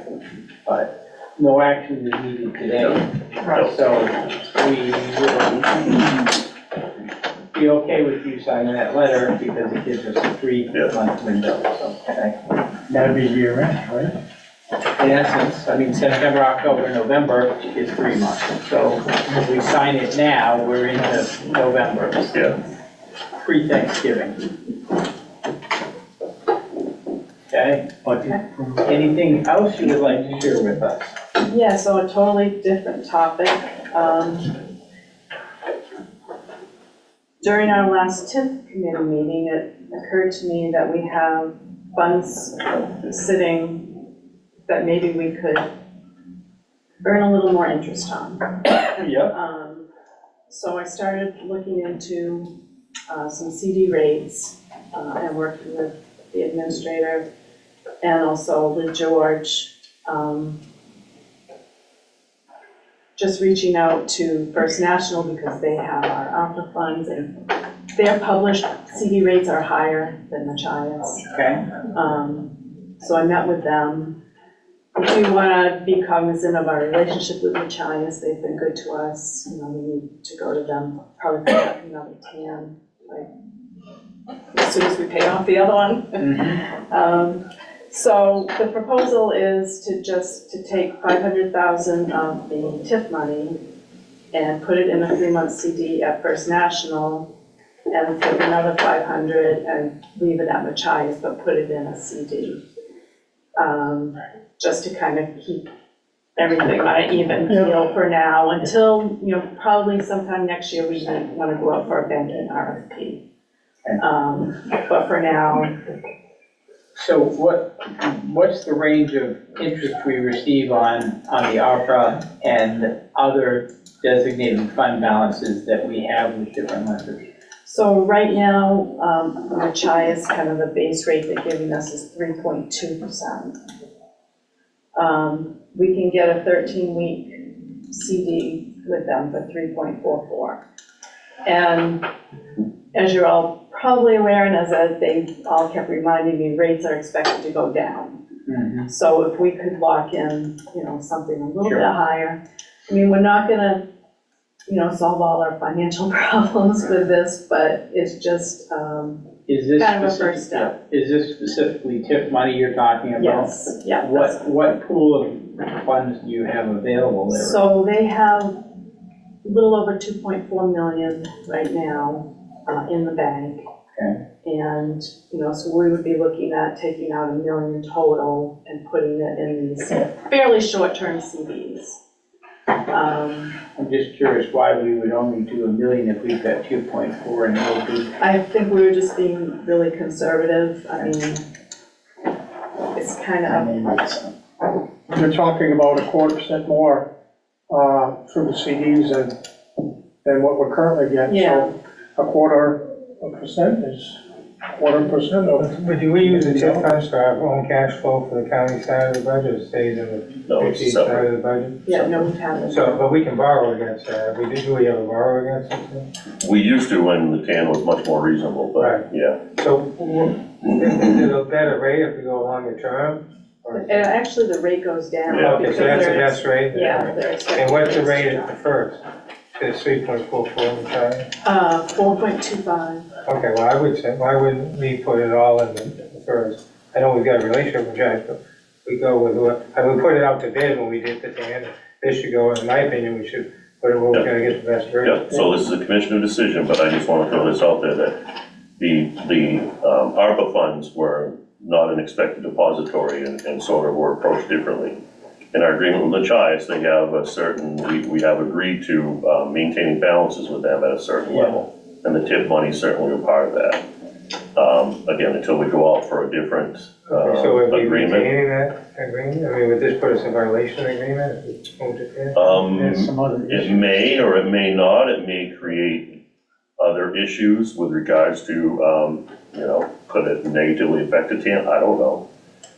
The goal here was to do something, but not do something drastic, do something that had an advantage on both sides. I mean, you know, I know where you're thinking, Commissioner Tremble, and the only reason I'm disagreeing is that I think that there are other advantages with Machias to hold on to for now until we can get things kind of steered in a better So they're direction. managing most of our transactional banking operations. Machias, yes. And so when do we go out again for banking relationship bid? When does that go out? Well, We'd like to schedule that for next year with everything going on. Right now is not, again, we don't have our audits aren't up to date. our audit's gotta be current before you ever think about it. So how long have they had this? They've had quite a while. Quite a When's the while. last time we had a bid? It was Before I came previous to me. back. Oh, okay. Yeah. Previous Been to at me, least yeah. 4 years. David, did you have a question? No, I was just gonna say, so there's simply a question of whether it's 1 million or 2 million, right? Well, there's other factors. I mean, we've Well, there's got some other other things going on. designated funds, Yeah, no, correct? I understand. Yeah, so, Given the fact that So these are the side we have a funds. relationship with Machias, you know, there is a thought process to see how this goes. that, and also to stagger, so that we don't have everything due at the same date. So another 30 days, 45 days from now, halfway through this period, is to take another look and possibly do another $500,000 somewhere, if that was the pleasure. That might be. That makes sense, do this million now and then look at doing Yeah, that okay. later. Okay. Yeah. Let's do, So, for example, we have the opioid money, which theoretically will not be needed in a short-term basis. So that could be put into a CD at a higher rate, we could not. It's a designated account inside of the county's cash flow, and the county's cash flow, I think you're aware of, until we get some taxes coming in.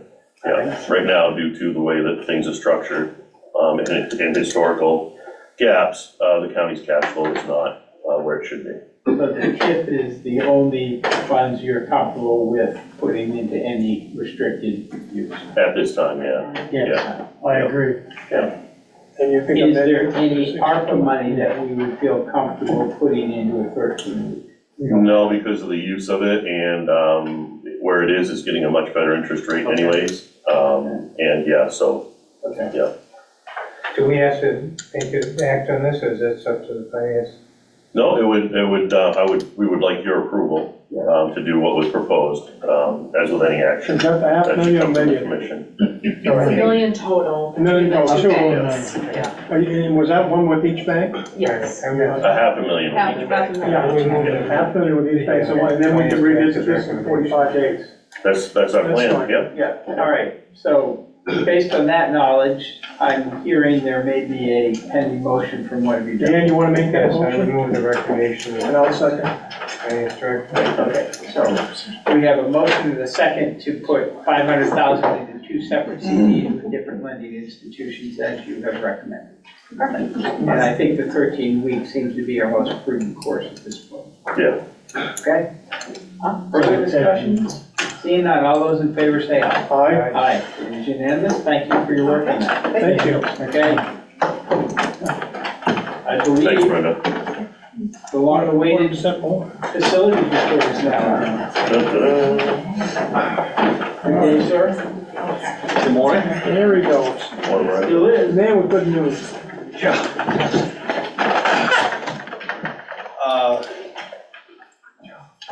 Been a busy morning, so I Good did busy?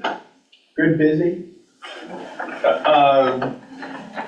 yes and no, busy, similar to Monday morning.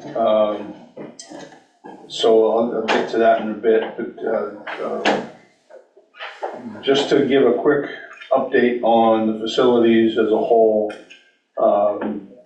If you look at my budget now, I've already spent 165% of the electrical line for electrical repairs. And it is mainly to do with many of the other repairs we do seem to uncover unknown electrical issues in every building we have. So, and most recently, we had an issue in the annex where we should consider it a near miss. We melted an electrical line in the annex that did not trip a breaker. Oh, it's tenuous. And, correct, so we're working to repair the line, and unfortunately, a lot of it's underground in the concrete subfloor of the building. But, Get the ceiling tile.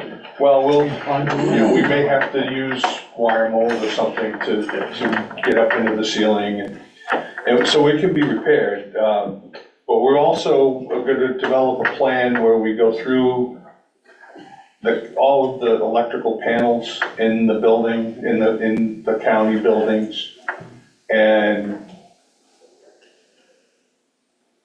inspect the wiring. We found some really questionable things in some of these repairs. I must think this was built prior to 1900, huh? Yeah, and most of the wooden panels you see out in the hallways, I think were once gas lights. And they thought that might have been a great place to put an electrical panel when they changed over. So we still have Melbourne 2 wiring? Yes, we do, which is fine, as long as it's safe. But we've had some very close, we've had some near misses since I've been here, and we want to dig into that a little deeper. So that will be something that, I don't have a price tag for that yet, but I just got my budget to work on for next year, so just a forewarning, you'll probably see that line bumped up a little bit, just until we can get this, until we can become a little more comfortable with what we have. So does this fall under some of the allocated ARPA money, or is that all allocated for HVAC? Not really, it's generally all allocated, but we might be able to find room with some options there. But the other thing too is Brian and I have spoken, Director McDonald and I spoke, if this turns out to be a substantial project, or any substantial projects, we always have Department 301, which is the escrow account, to take a look at and plan for, so, yeah. So just making you aware of where we are and where we want to be. A couple months ago, I was asked to give an update on the valve replacement work in the jail. Initially, we started with a list of, I think, 30, 32, 37 cell blocks or cells that were constant problems. We have changed 25 of those, so that leaves 12. And tomorrow, the plumber will be here to replace the fixtures in the change-up room. We're getting away from the porcelain fixtures, and we're introducing them quickly to the stainless steel that they'll find if they stay with us. Okay. They're safer, no one can break off a piece of porcelain and hurt someone. But we're gonna use our last electronic valve on that change tomorrow. So We had double paid something with it. We did. Did we get the refund, or did we use as a credit against? no, you would ask for a refund, and that showed up about 10 days ago. Okay. Oh, we did finally get it. Yes, and we had used it to pay for a $500 invoice for replacement solenoid valves, which is something I'm gonna get to in a second, but that's it. We had tried, we were planning on using it for additional purchase, but it was requested we get the refund, so we did. The solenoid valves that we are installing, a couple of the hot water solenoids have shorted out. When we did the boiler replacement, we changed how our hot water was controlled and our hot water tank. And we are now sending hotter water than we expected. You have to keep the tank above 140 degrees to limit listeria and other nastiness. But you only want to send 125 degree water into the jail. None of the sinks or anything have mixing valves. It's just straight hot water. So it's taken quite a while for the recirc system to finally catch up, but we're now sending water too hot into the jail. So we're looking at, Mechanical Services is going to give us a price to put an electronic mixing valve on the tank, on the hot water tank in the boiler room. It's certainly a safety concern. If somebody ever got 130 degree water out of their sink, we'd be dealing with some medical bills and probably a lawsuit. So it's strongly suggested we consider that. I don't have the price right now, but it should be soon. I don't know what is available to purchase more equipment from these folks who have been buying the electronic valves. Another dozen would be 22, 23,000. I can come back with an exact figure, an estimate from them. And If the commission, and I think we've done this before, if you would allow me to just kind of oversee this, I think this is kind of at my level. unless you disagree. Same thing with the issue with the mixing valve, bring me a number, if the project is way too large or we don't have funding, we come back and see it, but other than that, I think that's between It's the not director and necessarily myself. budgeted, but it's certainly going to cost us bringing a rotor rooter if we don't do something. Well, I don't have the number, but 2 or 3 years ago, I know we paid a local plumber in the $50,000 to $60,000 range or more to unplug. Oh, that one, yeah. And Yeah. we haven't, knock on wood, we haven't called them for that twice in the last year, to my knowledge. I mean, the jail will call them if needed. Well, if I could, Brian, while I have the sheriff and the captain here, I'm assuming you would want those valves, it's working, so the more valves, the better. Absolutely. Okay, so, It's either that or a new facility, right? I'd rather have. well, Yeah. can we have both? Well, Okay. I will say these valves have cut down a lot of the flooding that we've had, and flushing issues. Yeah, So I think, from my standpoint, that's a prudent way to go. yep, Okay, Yeah. yep, Yeah, because. I can take care of it. all right, take care of that one. thank you. I mentioned last time, I think, that I would come back to you with a price to paint some of the EMA offices. They've put up things on their walls, they've moved things, and it could certainly be done. It certainly would be more professional looking if the paint was freshened up. I have a price from Robinson Painting for $5,900. We could look at doing that ourselves. It's up to you. Does that include the paint? That does, yeah. Okay. That include, I gone over there, there's holes in the wall, I'm assuming that's patching, Yep, it does. plastering, smoothing, repairing, so that's. Correct. That's the whole office, not just some of the offices. It's the whole space in there. Yeah, it's 3 rooms, is it? 3 or 4? Do they have any? There's an entrance, Conference room, office, there's an office, there's a room in the back, and a hallway. yeah. I believe, I'll double check with Director Fox, but I believe it includes all of their spaces. Okay. So, do you have any discussion with them about where that might come from out of their budget? or- I did, and he smiled and pointed back at me, so. Okay. Yeah, I get, for that one, I think if you let me, handle it with Director McDonald, and if it comes, I feel it's heavy. Is it the same vendor we used prior? It is. In probate, okay. And maybe you get at least one more quote, I think that would be wise for us to do, yeah, Okay. and go from there. Okay, There are several weld repairs that we need in the jail. One is one of our stainless toilets. There's some, I believe there's some window issues in holding, safety concern, and I'll be honest, I don't, there's 3 or 4 things that I've forgotten what the 3rd and 4th are, but the price from Crosby's, who reacts great to us and has been in the jail several times, is $3,440, I believe. I have just under $3,500.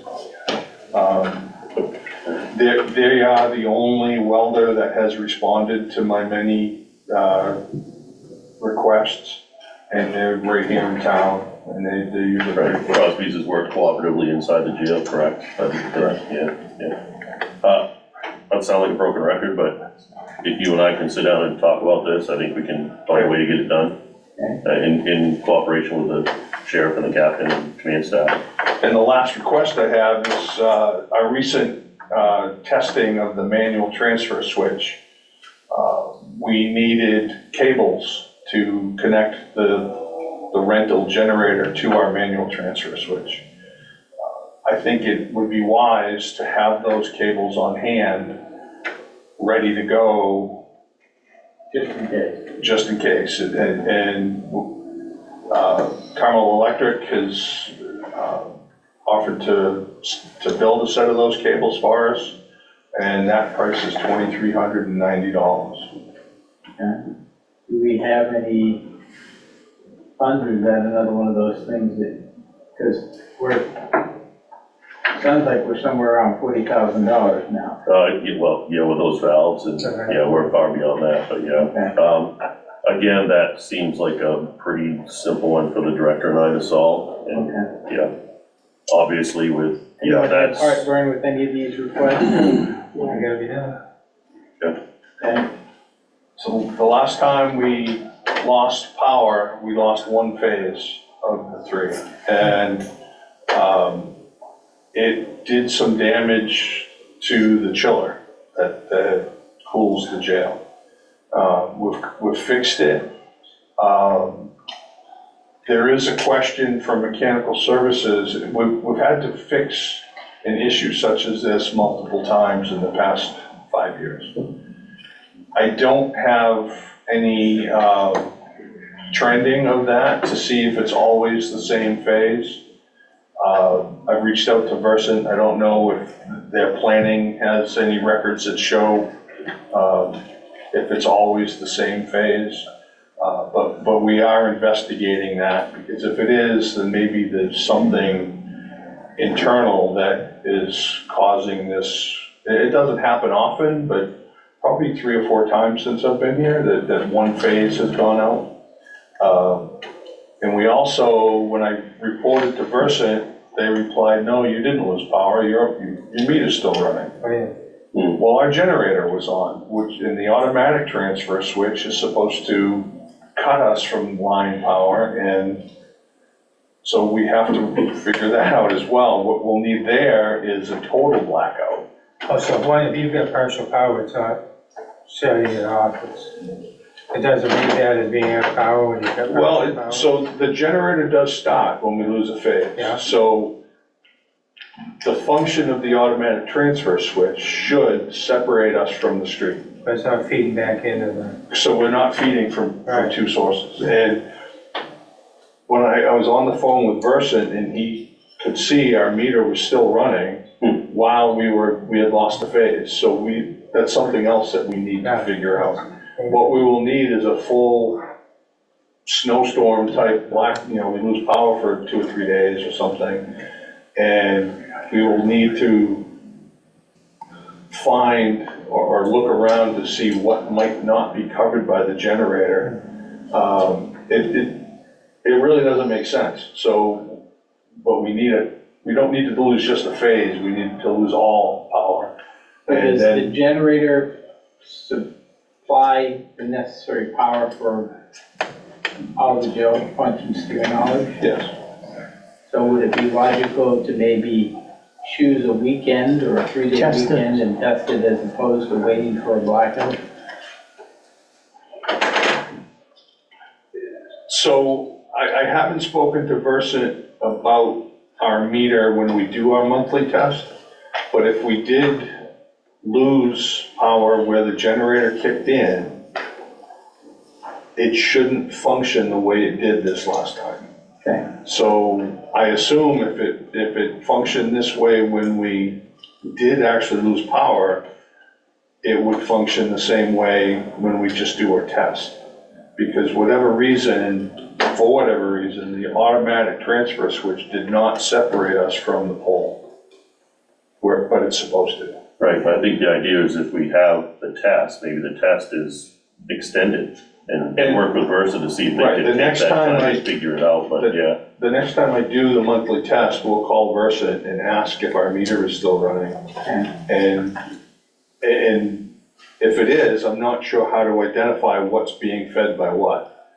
So if there is something being fed from the street and not our generator, we would need, and this came from the electrician, we would need no power at all coming from the pole. You would need to have Versant, and then you would identify it backwards, is that whatever was being I supplied. mean, we could have them come shut it off, but We would need to make sure that the PSAP and the technology is not impacted by that. I'm not sure what PSAP is. I'm sorry, the 911 call. Oh, yeah. To my knowledge, the last several tests we've done have not caused issues with anything in dispatch. But if you need to totally separate the three phases from person, is the potential that there may be some things that would be impacted. Not knowing what might be fed from the pole, correct. And that would, I've had discussions with them about the electrical panel issue. And they have a requirement noted, I will work with them with that and this issue as well. Okay. I just think it would be more prudent for us to plan an outage as opposed to wait for an outage. Correct. And I could talk with all concerned in Versant and see what it would be for them to just shut us off and let the generator kick in and see what happens. Okay. But obviously, if we did that, it would be well planned. It just, don't show up some morning and do it. I mean, I think when you do that, you're gonna see most everything's gonna be working, but my concern is, so right now, if we lose a phase and the generator kicks in, it's not, the power's gonna go off now at the pole. We're not gonna have the power, 2 phases of power plus a generator at the same time any longer. This last They time, fix that issue, or? we don't know where the issue is. Okay, I think so- that's a big issue, though, what we're gonna have. If we lose everything, I think the issue is, if we lose a phase and the generator kicks in, then we've got power coming in from the pole, and we've got the generator, right? Yeah. That's what we've got to that's what figure the out. issue currently is. Right, yeah. The You can do that unknown is- during, Right, they can do that during the test. They can shut down one. Okay, well, I don't know that we need to analyze it, but I think it's clear that we want Yeah, to control when that happens rather than Right. letting Mother Nature. right, because I'm a little leery of trying to do the plugins, Yeah. those extension plugins onto the generator, knowing the power's coming back through. I know. Correct, if there's an No, issue with the I'm no automatic electrician, but- switch, I'm not sure if the same issue as with the manual switch. So that would be rather dangerous if we're, Yeah, Okay, have a really big rubber mat. okay. And lastly, I hope, we had a fire alarm in the jail this morning, and we had one on the 17th as well. Multiple issues, for whatever reason, it caused the fire department to show up, so it had to be an actual fire alarm. It does not appear that it shut our air handling equipment off, and that is an issue. If there were an actual fire in a building, you want the air handling equipment to shut off and isolate the inlet so you're not supplying air to a building that's on fire. So our monitor, the company that handles the fire alarm system in the jail responded very well this time. I spoke to them this morning about the previous response. It was about 14 hours, and we said we needed to do a little bit better than that, and they agreed. This morning they were great. There are multiple issues. One is for another vendor that will be here about 1 o'clock to fix in the boiler room. Some of the zones and offices in the jail are misidentified. So that's another issue that we're gonna work to correct. And then the air handling system, that's a third issue that I'm working on right now as well. Okay. If that's okay, I'll move on to Franklin Street. Yes. I apologize, but just this past, last week, we needed to bump it another 2 weeks. One of the beauties of using a small architectural firm is there are not a lot of internal office issues that you get with others. But also when he's a sole source or works for himself. There are times when life gets in the way, and so we were a little delayed at getting the contractors, the cut sheets, and the information necessary for them to give us a bid, a decent bid, so we bumped in another 2 weeks. I just got an email this morning from the fire marshal, which is quicker than we had expected. They need a little bit more information before they can grant the permit. Josh was working on that, and hopefully we will have some decent bids. And we've had to answer probably 100 different questions from our contractors. So, and even this morning, 3 or 4 more questions showed up. So we're getting there. So you're anticipating the bid will be ready in 2 weeks, or they will have the information in 2 weeks so they can complete their bids? I don't know the date of the Friday before, but we will have bids to open on the September 3rd meeting. We extended the deadline, so the RFP is still out there. As a result of, this is the second 2-week extension, appropriately so Brian and I talked, and for very important information to the vendors, they all agreed, I'm not aware of anybody being upset by this. Extended out 2 weeks, so, yeah. We're looking for bids on the 3rd, open bids. Yeah. All right. And lastly, we received some prices concerning the fencing options that we were looking at. I think both the administrator and I agree that they were a little higher than we had expected. We did offer 3 options, but a 4th option is maybe wait and try it again in a little bit to see if maybe more people get interested and provide prices or what. So you ended up with what, 2 bids so far? We got 2, correct. I think we've got a lot, sorry, go ahead. Yeah, and I think it makes sense just the way, we can go ahead and put those storage building, containers down there and do that, and see, I mean, we might say, well, we really don't need the fence. Yeah. I think we might, but let's just see how it goes without it. Yeah, with winter coming, we can, yes, it's winter's coming, sorry, we slide. Might behoove us to wait till the spring, just to avoid one more winter of, So what to decide what to do. what I'm hearing is we would acquire the storage building before winter. Yeah, I'm in favor of doing, And then that that portion. would then allow us to possibly acquire the tractor we've talked about for many, many years. I know that. Possibly, I think George wanted that to be in a secured area, if the UT was gonna purchase it and or other equipment. But if we were going to do something, that could mean that maybe during the weekend, somebody moves the tractor up closer to the building so that, and then on Monday morning, move it down back type thing. We can discuss.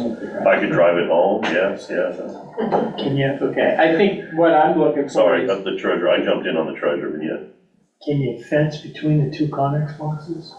Right. We could. On each, You could, and then put a gate, and then put the tractor in the middle? you could, Yeah, yeah. instead of going all around, just use the, We could decide to do the gate in front and leave gate in the back to leave the access going through. Again, maybe the winter we decide not to. so at this one point, with the box. we are prepared to buy the Connex boxes and get those sites.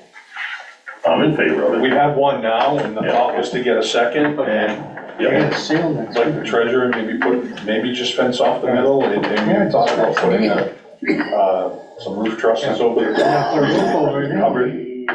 I just, it's almost September, yeah. I just think we ought to make a decision and move forward with a portion of that that's important.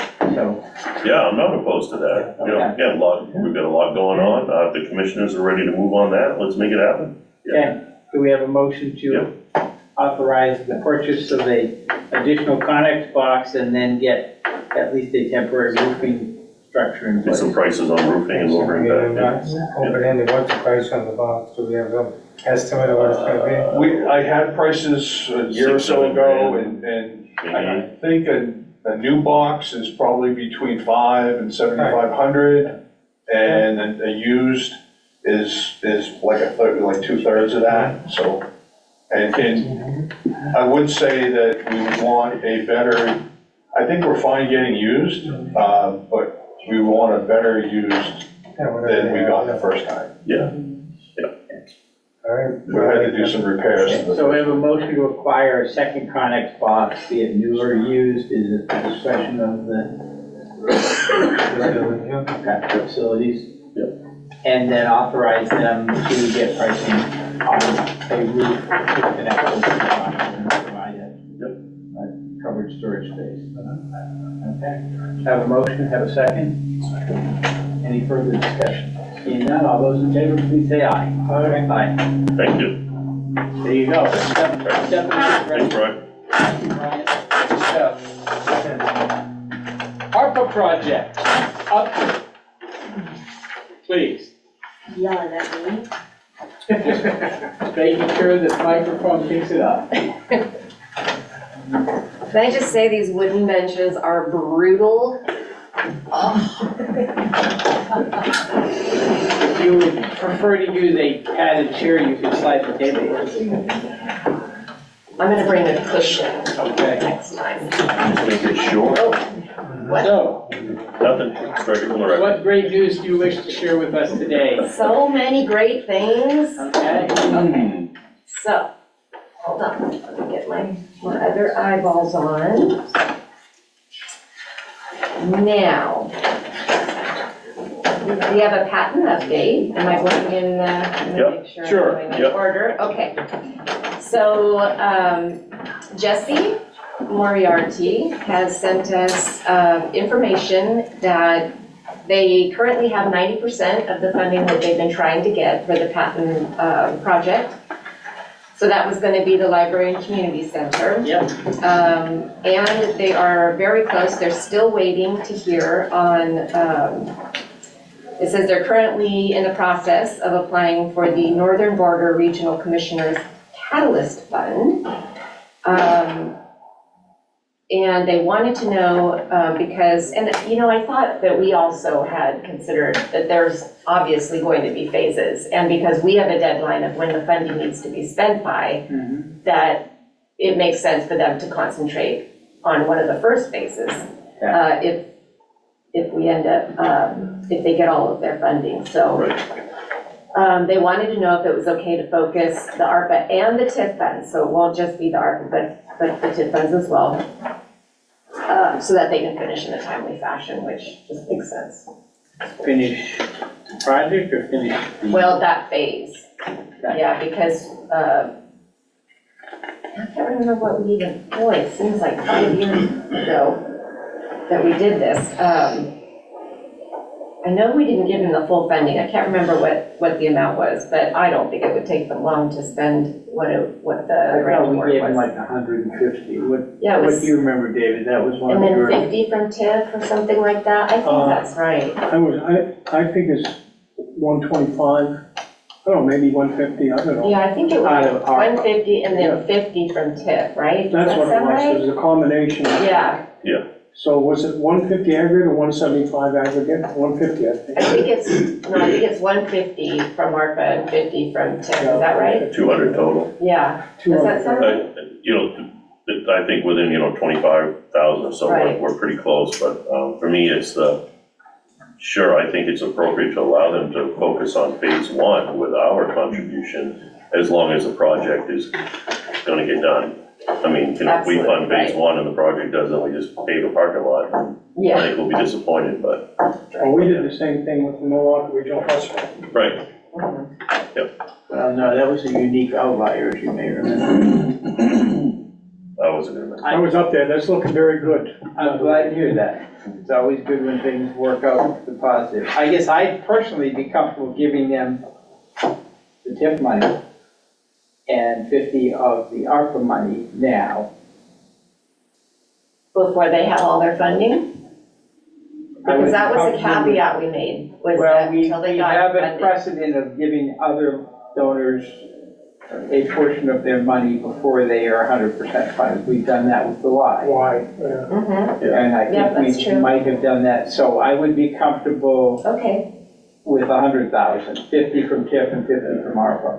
Do we have a date when they plan on starting phase one?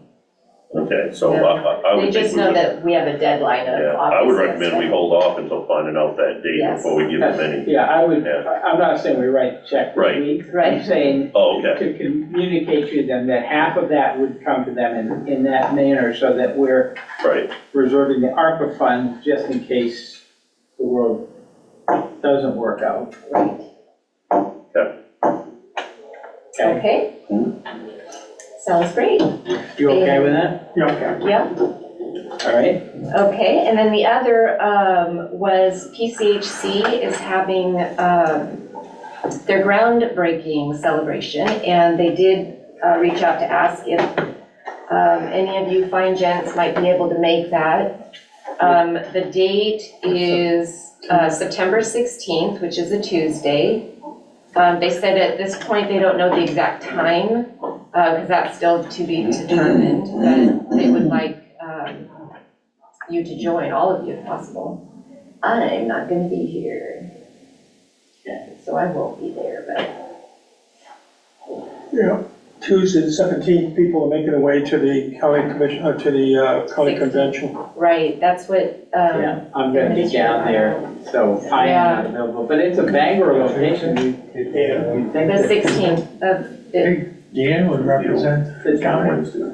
That's, well, the 16th is the day before, that's Tuesday. The Right. 17th is the golf tournament, probably the 18th through 19th. Yeah.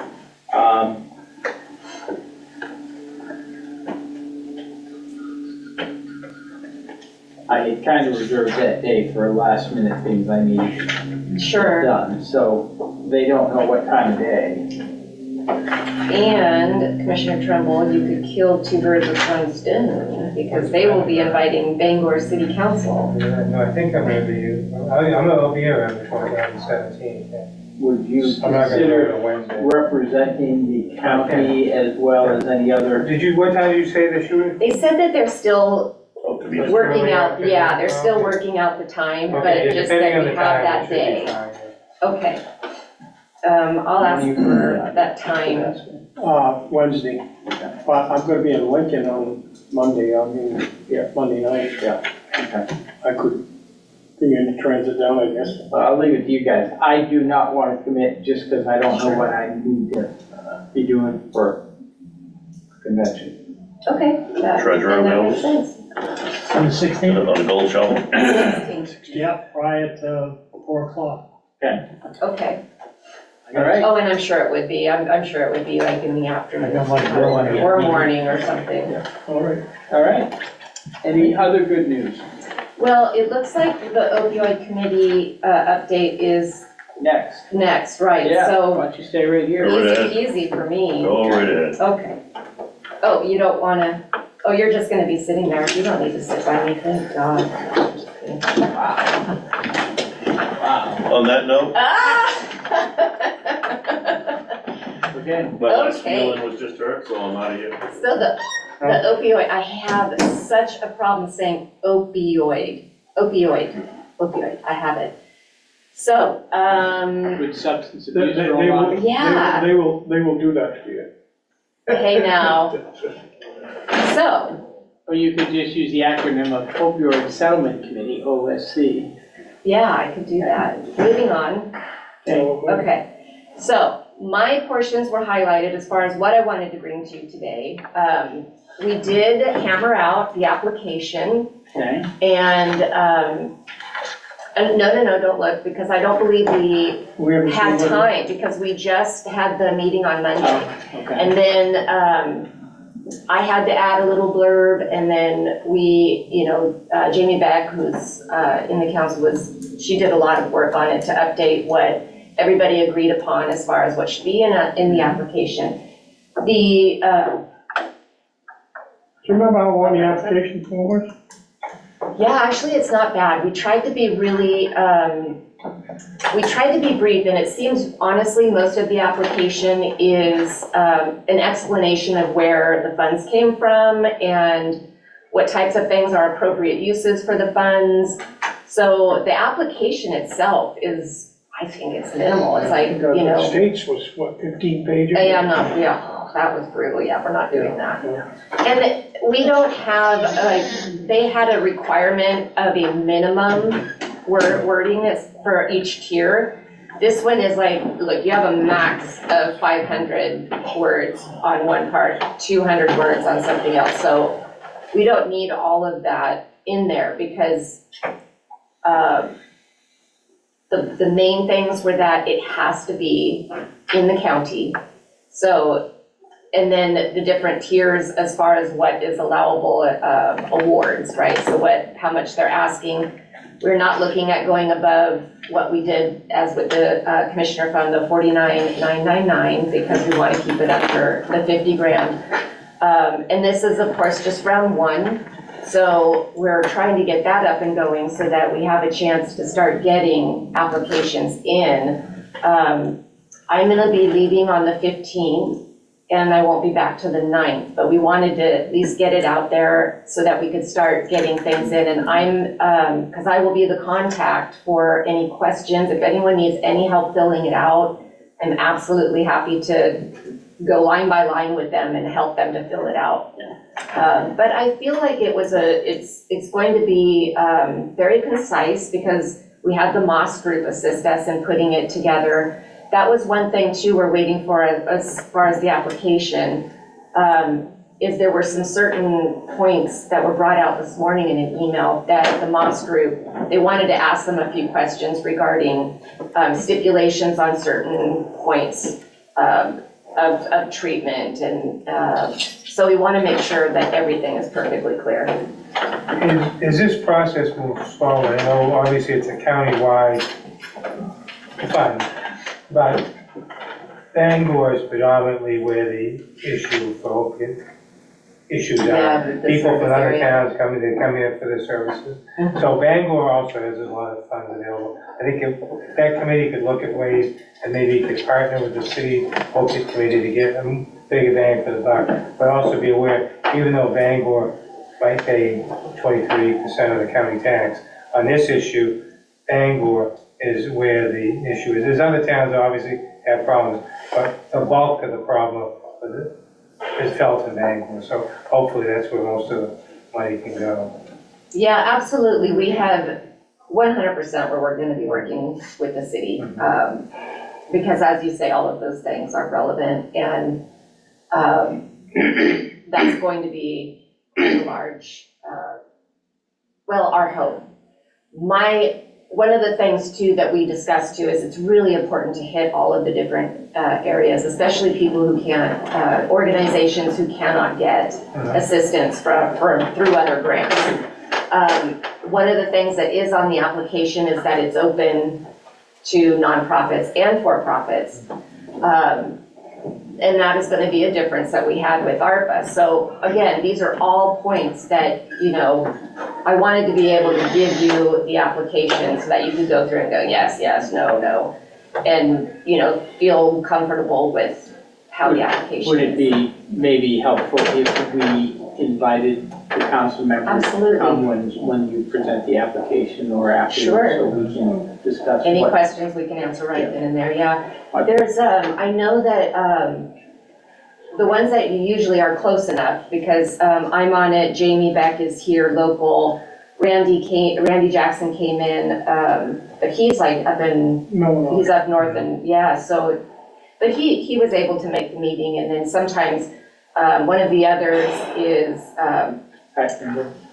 she has to work. So Pat Kimball can't usually, because she's pretty far. And then of course there's the sheriff. Pat's in Hermit.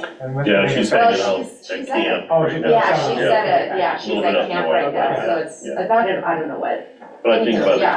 the time that the application is ready to come to review, and she probably would make that trip if it was necessary. That Yes. invitation's been extended, and also, back to Bangor, yes, we've already started communications with Bangor. And Bangor's reached out to me, the new city manager, and has invited me to the next meeting. I couldn't make the last one, but I wanna say it's next Wednesday, the 27th, is it night? I think that's what you said. Yeah, Keep them secret. so, Stephen. Okay. Okay, then also, I still need to reach out to the police chief. of Orono to discuss collaborating with them as well, especially like in the future.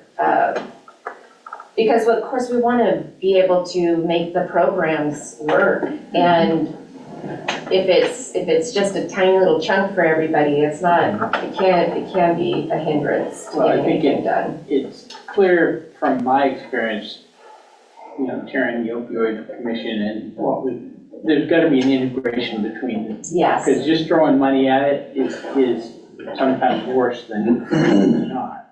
I think there are many people that want to collaborate within that. Mhm. And if we can direct the small amount that we're gonna have to put to the point of best use, that would be better than just giving pieces here and there. Absolutely. One of the things that they had asked as far as questions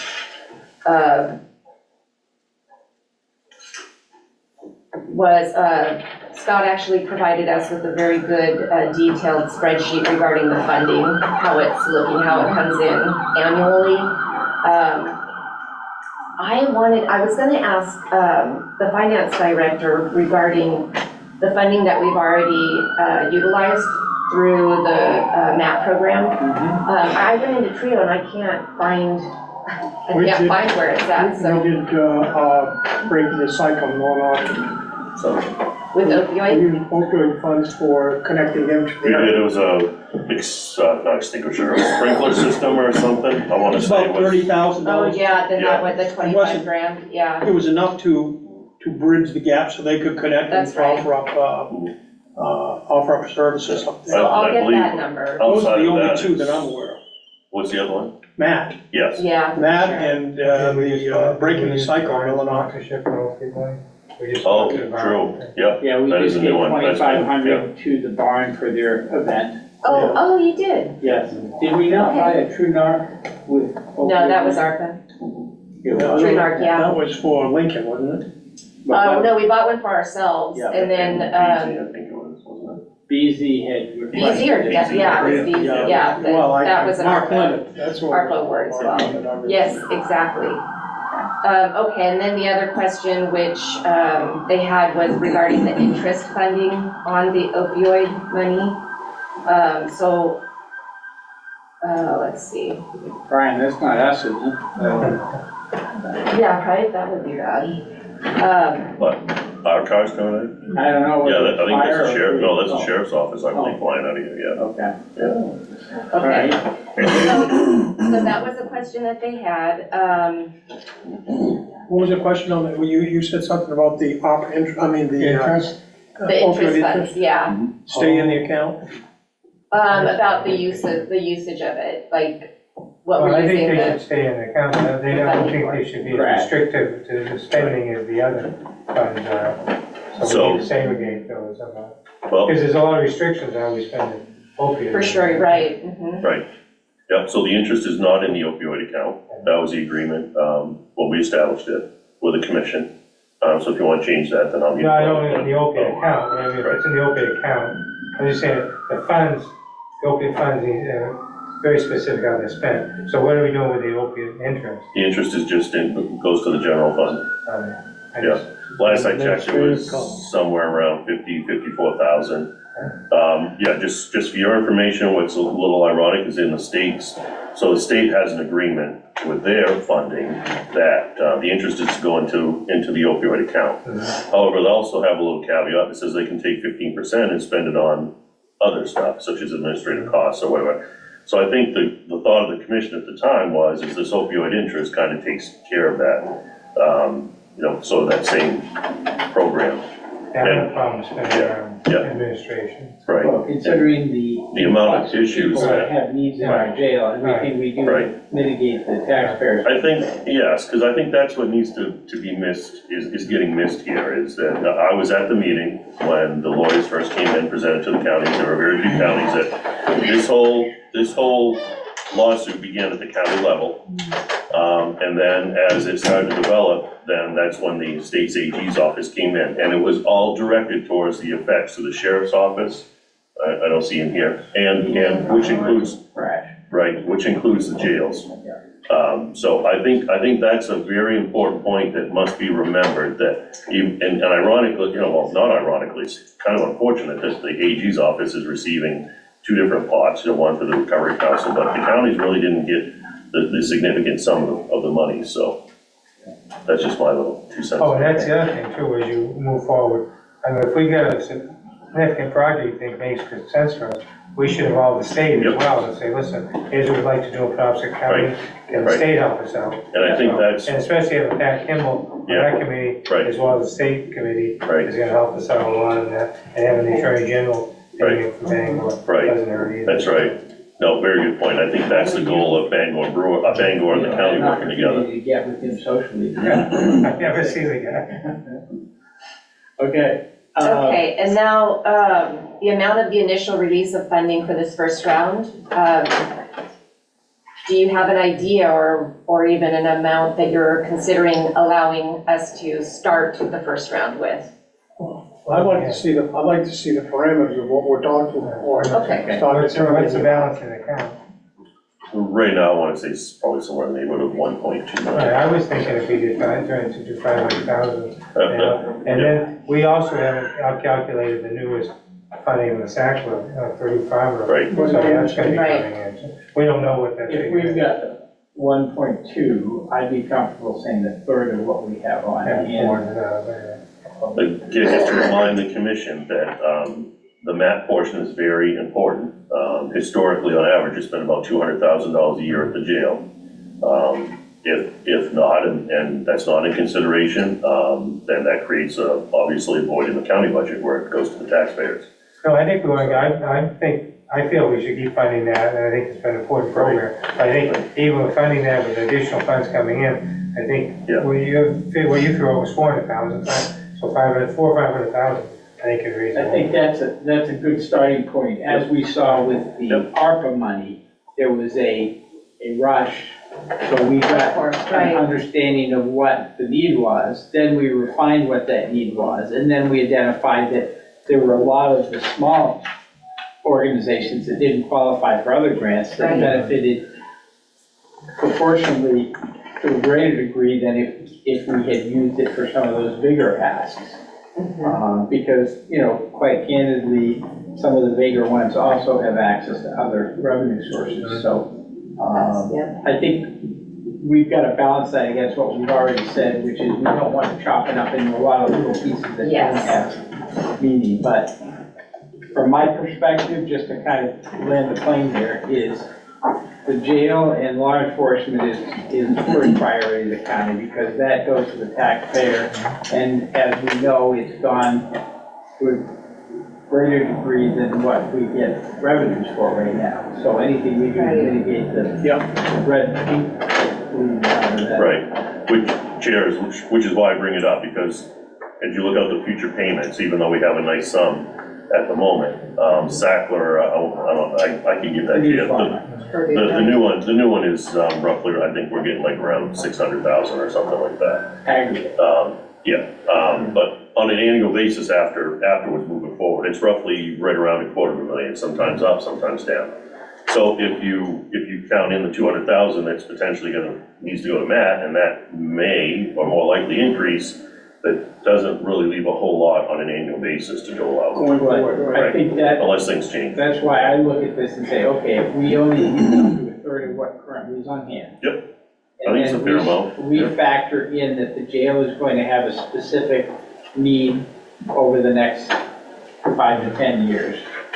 And then we take the balance of that money on hand now and allocate a portion of that each year, then that we might have a smaller amount each year to give, but it may be a sustainable model for some of these groups that we're working with. Does that make sense? And it could be done in a collaborative effort with Bangor. Yeah, I mean, that's the key. If we agree upon a certain agency or program that benefits from this, rather than we're gonna give 25,000 here and 15,000 there. Yeah, If we say, okay, some of these programs that have a longer term effect, we might commit to a longer term funding model out of the opioid money. So are we comfortable with 400,000 then as being 1/3? Up to. Up to, okay, got it. Right. Remember, you still have the approval of the expenditures, of the I applications. just want to give that. Right. No, Yeah, that and is they will good. go That's to good on you both before sides. anything happens. The application form, Can you repeat that? we're gonna review the Oh, application yes. form when you forward that for you. Yep, 100%. And then there was a question which, do we have any idea as far as how we want to work with, like, once the first round is over, the second round, dates and priorities? So I'm sure after the first round, we'll have more of an idea as to what things didn't What the get need is. seen in the first time round, right? I would anticipate the second round, based upon the significant need of the jail, would not be more than $400,000. Yes, that sounds about, yeah, okay. Because if we use what we have here, if we use the 1.2 that we estimate we have now in 3 years of funding, then I see the number dropping precipitously in future years because we need the bulk of this for the jail. Right. So I think that the question they had going forward for the second round is, how long are we waiting before we do the second round? Like the commissioners fund, it was pretty much right after we completed the first round, so. I think we're gonna see what happens in this first Yes. round. Right, What the yes. questions are, what we Yeah. end up allocating, and Yeah. see how that goes. Yeah. This is kind of like building a building. We're doing a lot of work before we put a shovel in the ground. Sure, But I think from their standpoint, you have to look at this different than ARPA because we had a fixed deadline we had to do yes, with that money. exactly. We have a 10-year minimum window with most of this money. I don't think all of it's going to, I don't think it's going to increase. We might be able to find some from the state, but I think we have to have the realistic approach that what happens if all of this money doesn't come in? Sure, It could be like a tip, you have an estimated amount, but something happens. So I would say that the first round is going to be a test balloon, and then Okay. the second round will probably be no more than 400,000, but likely less than 400,000. Because we're gonna want to refine and focus the money rather than just everybody gets a taste. Does that help you in guidance? oh, absolutely. Does that work for you Yeah, guys? that sounds. Yeah, that's good. Then another point that I was to bring out was, which is great, is creating a webinar. So putting together a webinar where we're going through the application and explaining the funding and what types of programs maybe been, needed and obviously beneficial. So is that something that would be fine with you, that we put together a webinar for, like a tutorial for people? On how to fill out the application? Yes, right. I mean, I don't have a problem. I would recommend reaching out to the Moss Group. Yeah, For well, assistance with definitely, that, we've right. been working closely with them, Yep. yes. Okay, And in so, conclusion, I think, they did choose a chair, we have Jamie Beck, she's going to be, the chair, I am the scribe, as Randy called me. So, yeah, I guess my only observation on that, if they're going to make public-facing statements on behalf of this committee, which is a advisory committee to the commission, Right. that they need to run that through Yes. the administrator. okay. So, the public, or they are public, because the one that we just I think had. the message is no more going rogue. Are you talking to Is me? that, no, no. I'm just Don't point indicating, fingers, just, they are appointed by a commission. That's and right. They are speaking Yes. speaking to members of the media in a position that they have not gotten approval from the commission to speak on. Absolutely. You understand? I mean, Yes. this is, I'm hoping that that is understood by everybody involved as well. This is public, and I'm happy to say this publicly, but I did give a bit of a tongue lashing to the reporter as well, because she interviewed me, and I thought it's really unfortunate that what a waste, and what a way to make the community, If this was feel about like this reporting was secretive and. news, as opposed to editorializing on a position, I would not feel as strongly as I do, but we're involved in public-facing activities here. We're Right. duly elected people. These folks we've appointed, we've entrusted to focus on how they would allocate money, not Yes, use this as a soapbox for positions that they may have. absolutely. So I only say that in a cautionary warning, because while I think most of this was done with the best of intentions, what they say sometimes doesn't get fully reported in the article. That'll always be the case, that, yeah, it's about headlines, so. I don't know if you gentlemen have anything else to add, but I just. Well, and this is- Sheriff read a statement as well, I Before our think meeting we're, kicked for off, me, I so. think we're good on this, unless one of the other commissioners has Yeah. something to say, but I think the message is clear. It's been sent on many it's been levels, so, heard. and I think we'll find out the next time if something doesn't go a certain way. I look forward to the application form. Out of respect, for Yeah. the next meeting that we Yes. have coming up, can we kind of land this one? Is Yep. there anything else? Yeah, and I think that we will have that application to you by the workshop, so long as we can get a hold of the gal at the Moss Group. Okay. Yes, Thank you. so we'll be able to. I appreciate your work. Thank you. And your willingness to take this on. Oh, yeah, absolutely, happy to. Okay. She's done a great job. Continuing to transition to the administrative report. Yes, you see the resolution of the town of Easy regarding the new facility. Sorry. Oh, I don't know. I have a question. Oh, yeah. Yes, sir. Out of time, I did not realize the comments were initial. My knowledge is always comments of before and after. But as a friend of Penobscot County Commissioners, and as a resident thereon, I have something to alert you to, and a few minutes of your time would be appreciated. And if you are of such a mind, I'll wait. You can give me that moment if you would, please.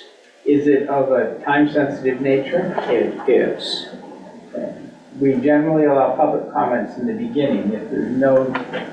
Let's see if we can give a couple minutes for going to executive Yeah, session. if you would be after the kind enough to let us administrative finish the report, and then we'd be happy to give you a few minutes, but. Sir, I would appreciate that Thank you very for your much, understanding. because this is in your interest, as it is everybody within the county, and you need to be alerted to this. Thank you. Okay. But you are aware in the future that our public comments come at the beginning of the meeting if it's not. This is not a public comment so much as it is a notice that, we don't want to find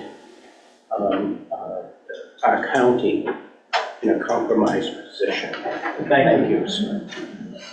Okay, we have noted the resolution. Yep. Reminder of the workshop on the 27th. Yep. 10 a.m. Yep. Yeah, Monday. Monday with the town, We have yes. a hand session. What time is that? 4:45. 4:45, yep. And I guess the only other thing that I have under administrative is you were good enough to send me a sample of a pie chart. I just want to check with my colleagues, see if they have looked over the changes that I referred to in that flyer regarding the budget. And if you're happy or comfortable with the language that is included there, we'd like to get that back to the graphics person. So we're going to add the two graphs, the one on the revenue and the one on the expenditures. Yep, Oh, this on the county brochure? Yeah. yeah, okay. yeah. Director Palmer has done, and with the treasurer have provided a few. Yeah. So, yep. Fine. We'll give you the appropriate credits on that. Okay, anything else from the administrator side? Nope. Okay, at this point, we would then move on to item L, approval of the warrants. I'd entertain a motion to that. I move we approve the warrants under agenda L of the 20th of August agenda. Second? Have a motion second to approve the warrants as printed in the agenda. Any further discussion? Seeing none, all those in favor, please say aye. Aye. At this point, is there anything else before we go into executive? No, I would just request that if we could do, the personnel one with, the Register Simmons. Okay. Right, Matt doesn't mind waiting, I see Yeah, David here as well, but yeah, if you gentlemen would give us courtesy of a few minutes, we'd appreciate that. Okay, we will then entertain a motion to approve them. if you wanna, I'm Yeah. sorry, thank you. Yes, sir, if you would be kind enough to identify yourself and. Thank you very much. Do I come in? Yes, you may sit at the table if you would like.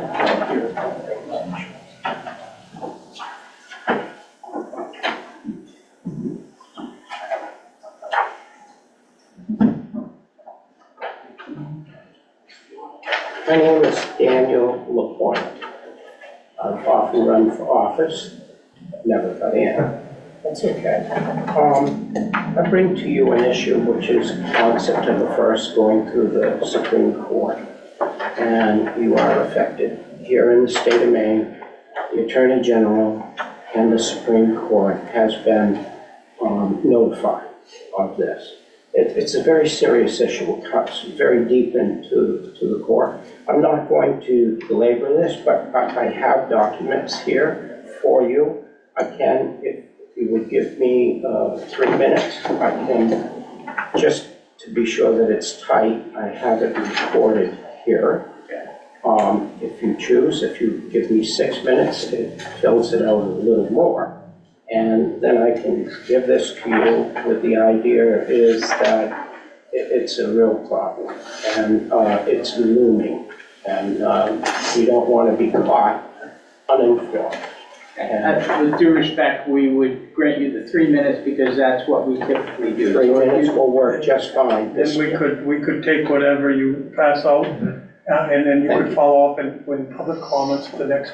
I would love to do that, and I'll make myself available, being not knowledgeable of your procedure. I do have a question, though. I'm a little interested in the fact that this is the probate court.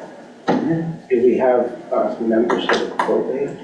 Well, the probate court is being used by the commission on their off days because we ceded our space upstairs for expansion of the DA's. What a wonderful thing. Yes. You guys are wonderful. Thank you. This is Jessica Saxton, and let's see if we can get the volume up on this. That would be a violation of Article 1, Section 10.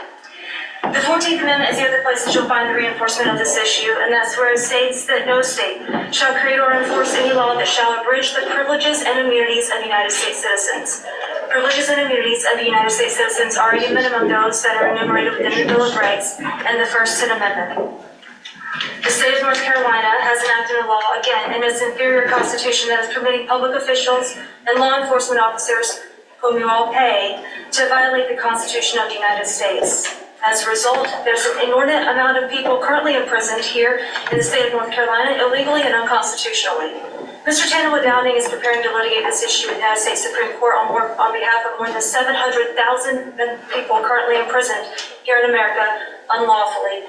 I'm here today to simply provide notice that you cannot continue to pay public officials to break the law. Criminal sanctions can come from that. Paying public officials to disobey the law, it is an emolument violation, it is illegal, it is unconstitutional, and it is a crime. So please let the record show, I'm asking you honorable individuals, go home tonight, take a look at Clause 1, Amendment 5, confirm what I'm saying to be true, and direct your public officials to act in a lawful constitutional manner consistent with the obligations that are codified in the Constitution of the United States of America. And I do have a notice that I'd like to put on the record. Thank you so much. That completes it. Thank you. There's, Mr. Dowling comes on and clarifies, perhaps maybe at the next meeting I can present that. I think you'll see the value of this. This is something that it's not short. It's something we have to reconsider. And thank you so much for your time. I myself, if you need to know, have experienced harm from this. My communications, Mr. David Marshall, I actually had sent him my knowledge at that time, which is different today, information to try to come up in here is some consistent performance things that are very alarming. In my email to David, I listed those, and what follows is the different articles that it refers to. I'm not the only one who tried to bring this forward. Thank you. Appreciate it. We Thank you, give Captain this to LaPointe. the administrator so that he can provide copies. Would you please? Yes. Each of us. Yep. Thank you for your time and If Commissioner Marshall doesn't object, would you send me that, forward me that email? Does it relate to the documentation here, summarize it, or in any form? Okay, yeah, if you would forward that to me. Sorry. Major. thank you You hang for on, I'll run to attending. my office and get you a card. Thank Get a business card, please. Is that on the school, sir? Yeah, I just right next door. Yeah. Just give us a moment to take our vote here, and then we'll take a short break, and he can get you that. Thank All you. right, Thank you, anything Captain. further that we need to bring forward? Seeing none, at this point, I would entertain the motion for 2 executive sessions, first being a personnel matter. So moved. Do I have a second? Second. I have a motion and a second to go into 2 executive sessions, one for acquisition of real property, which will follow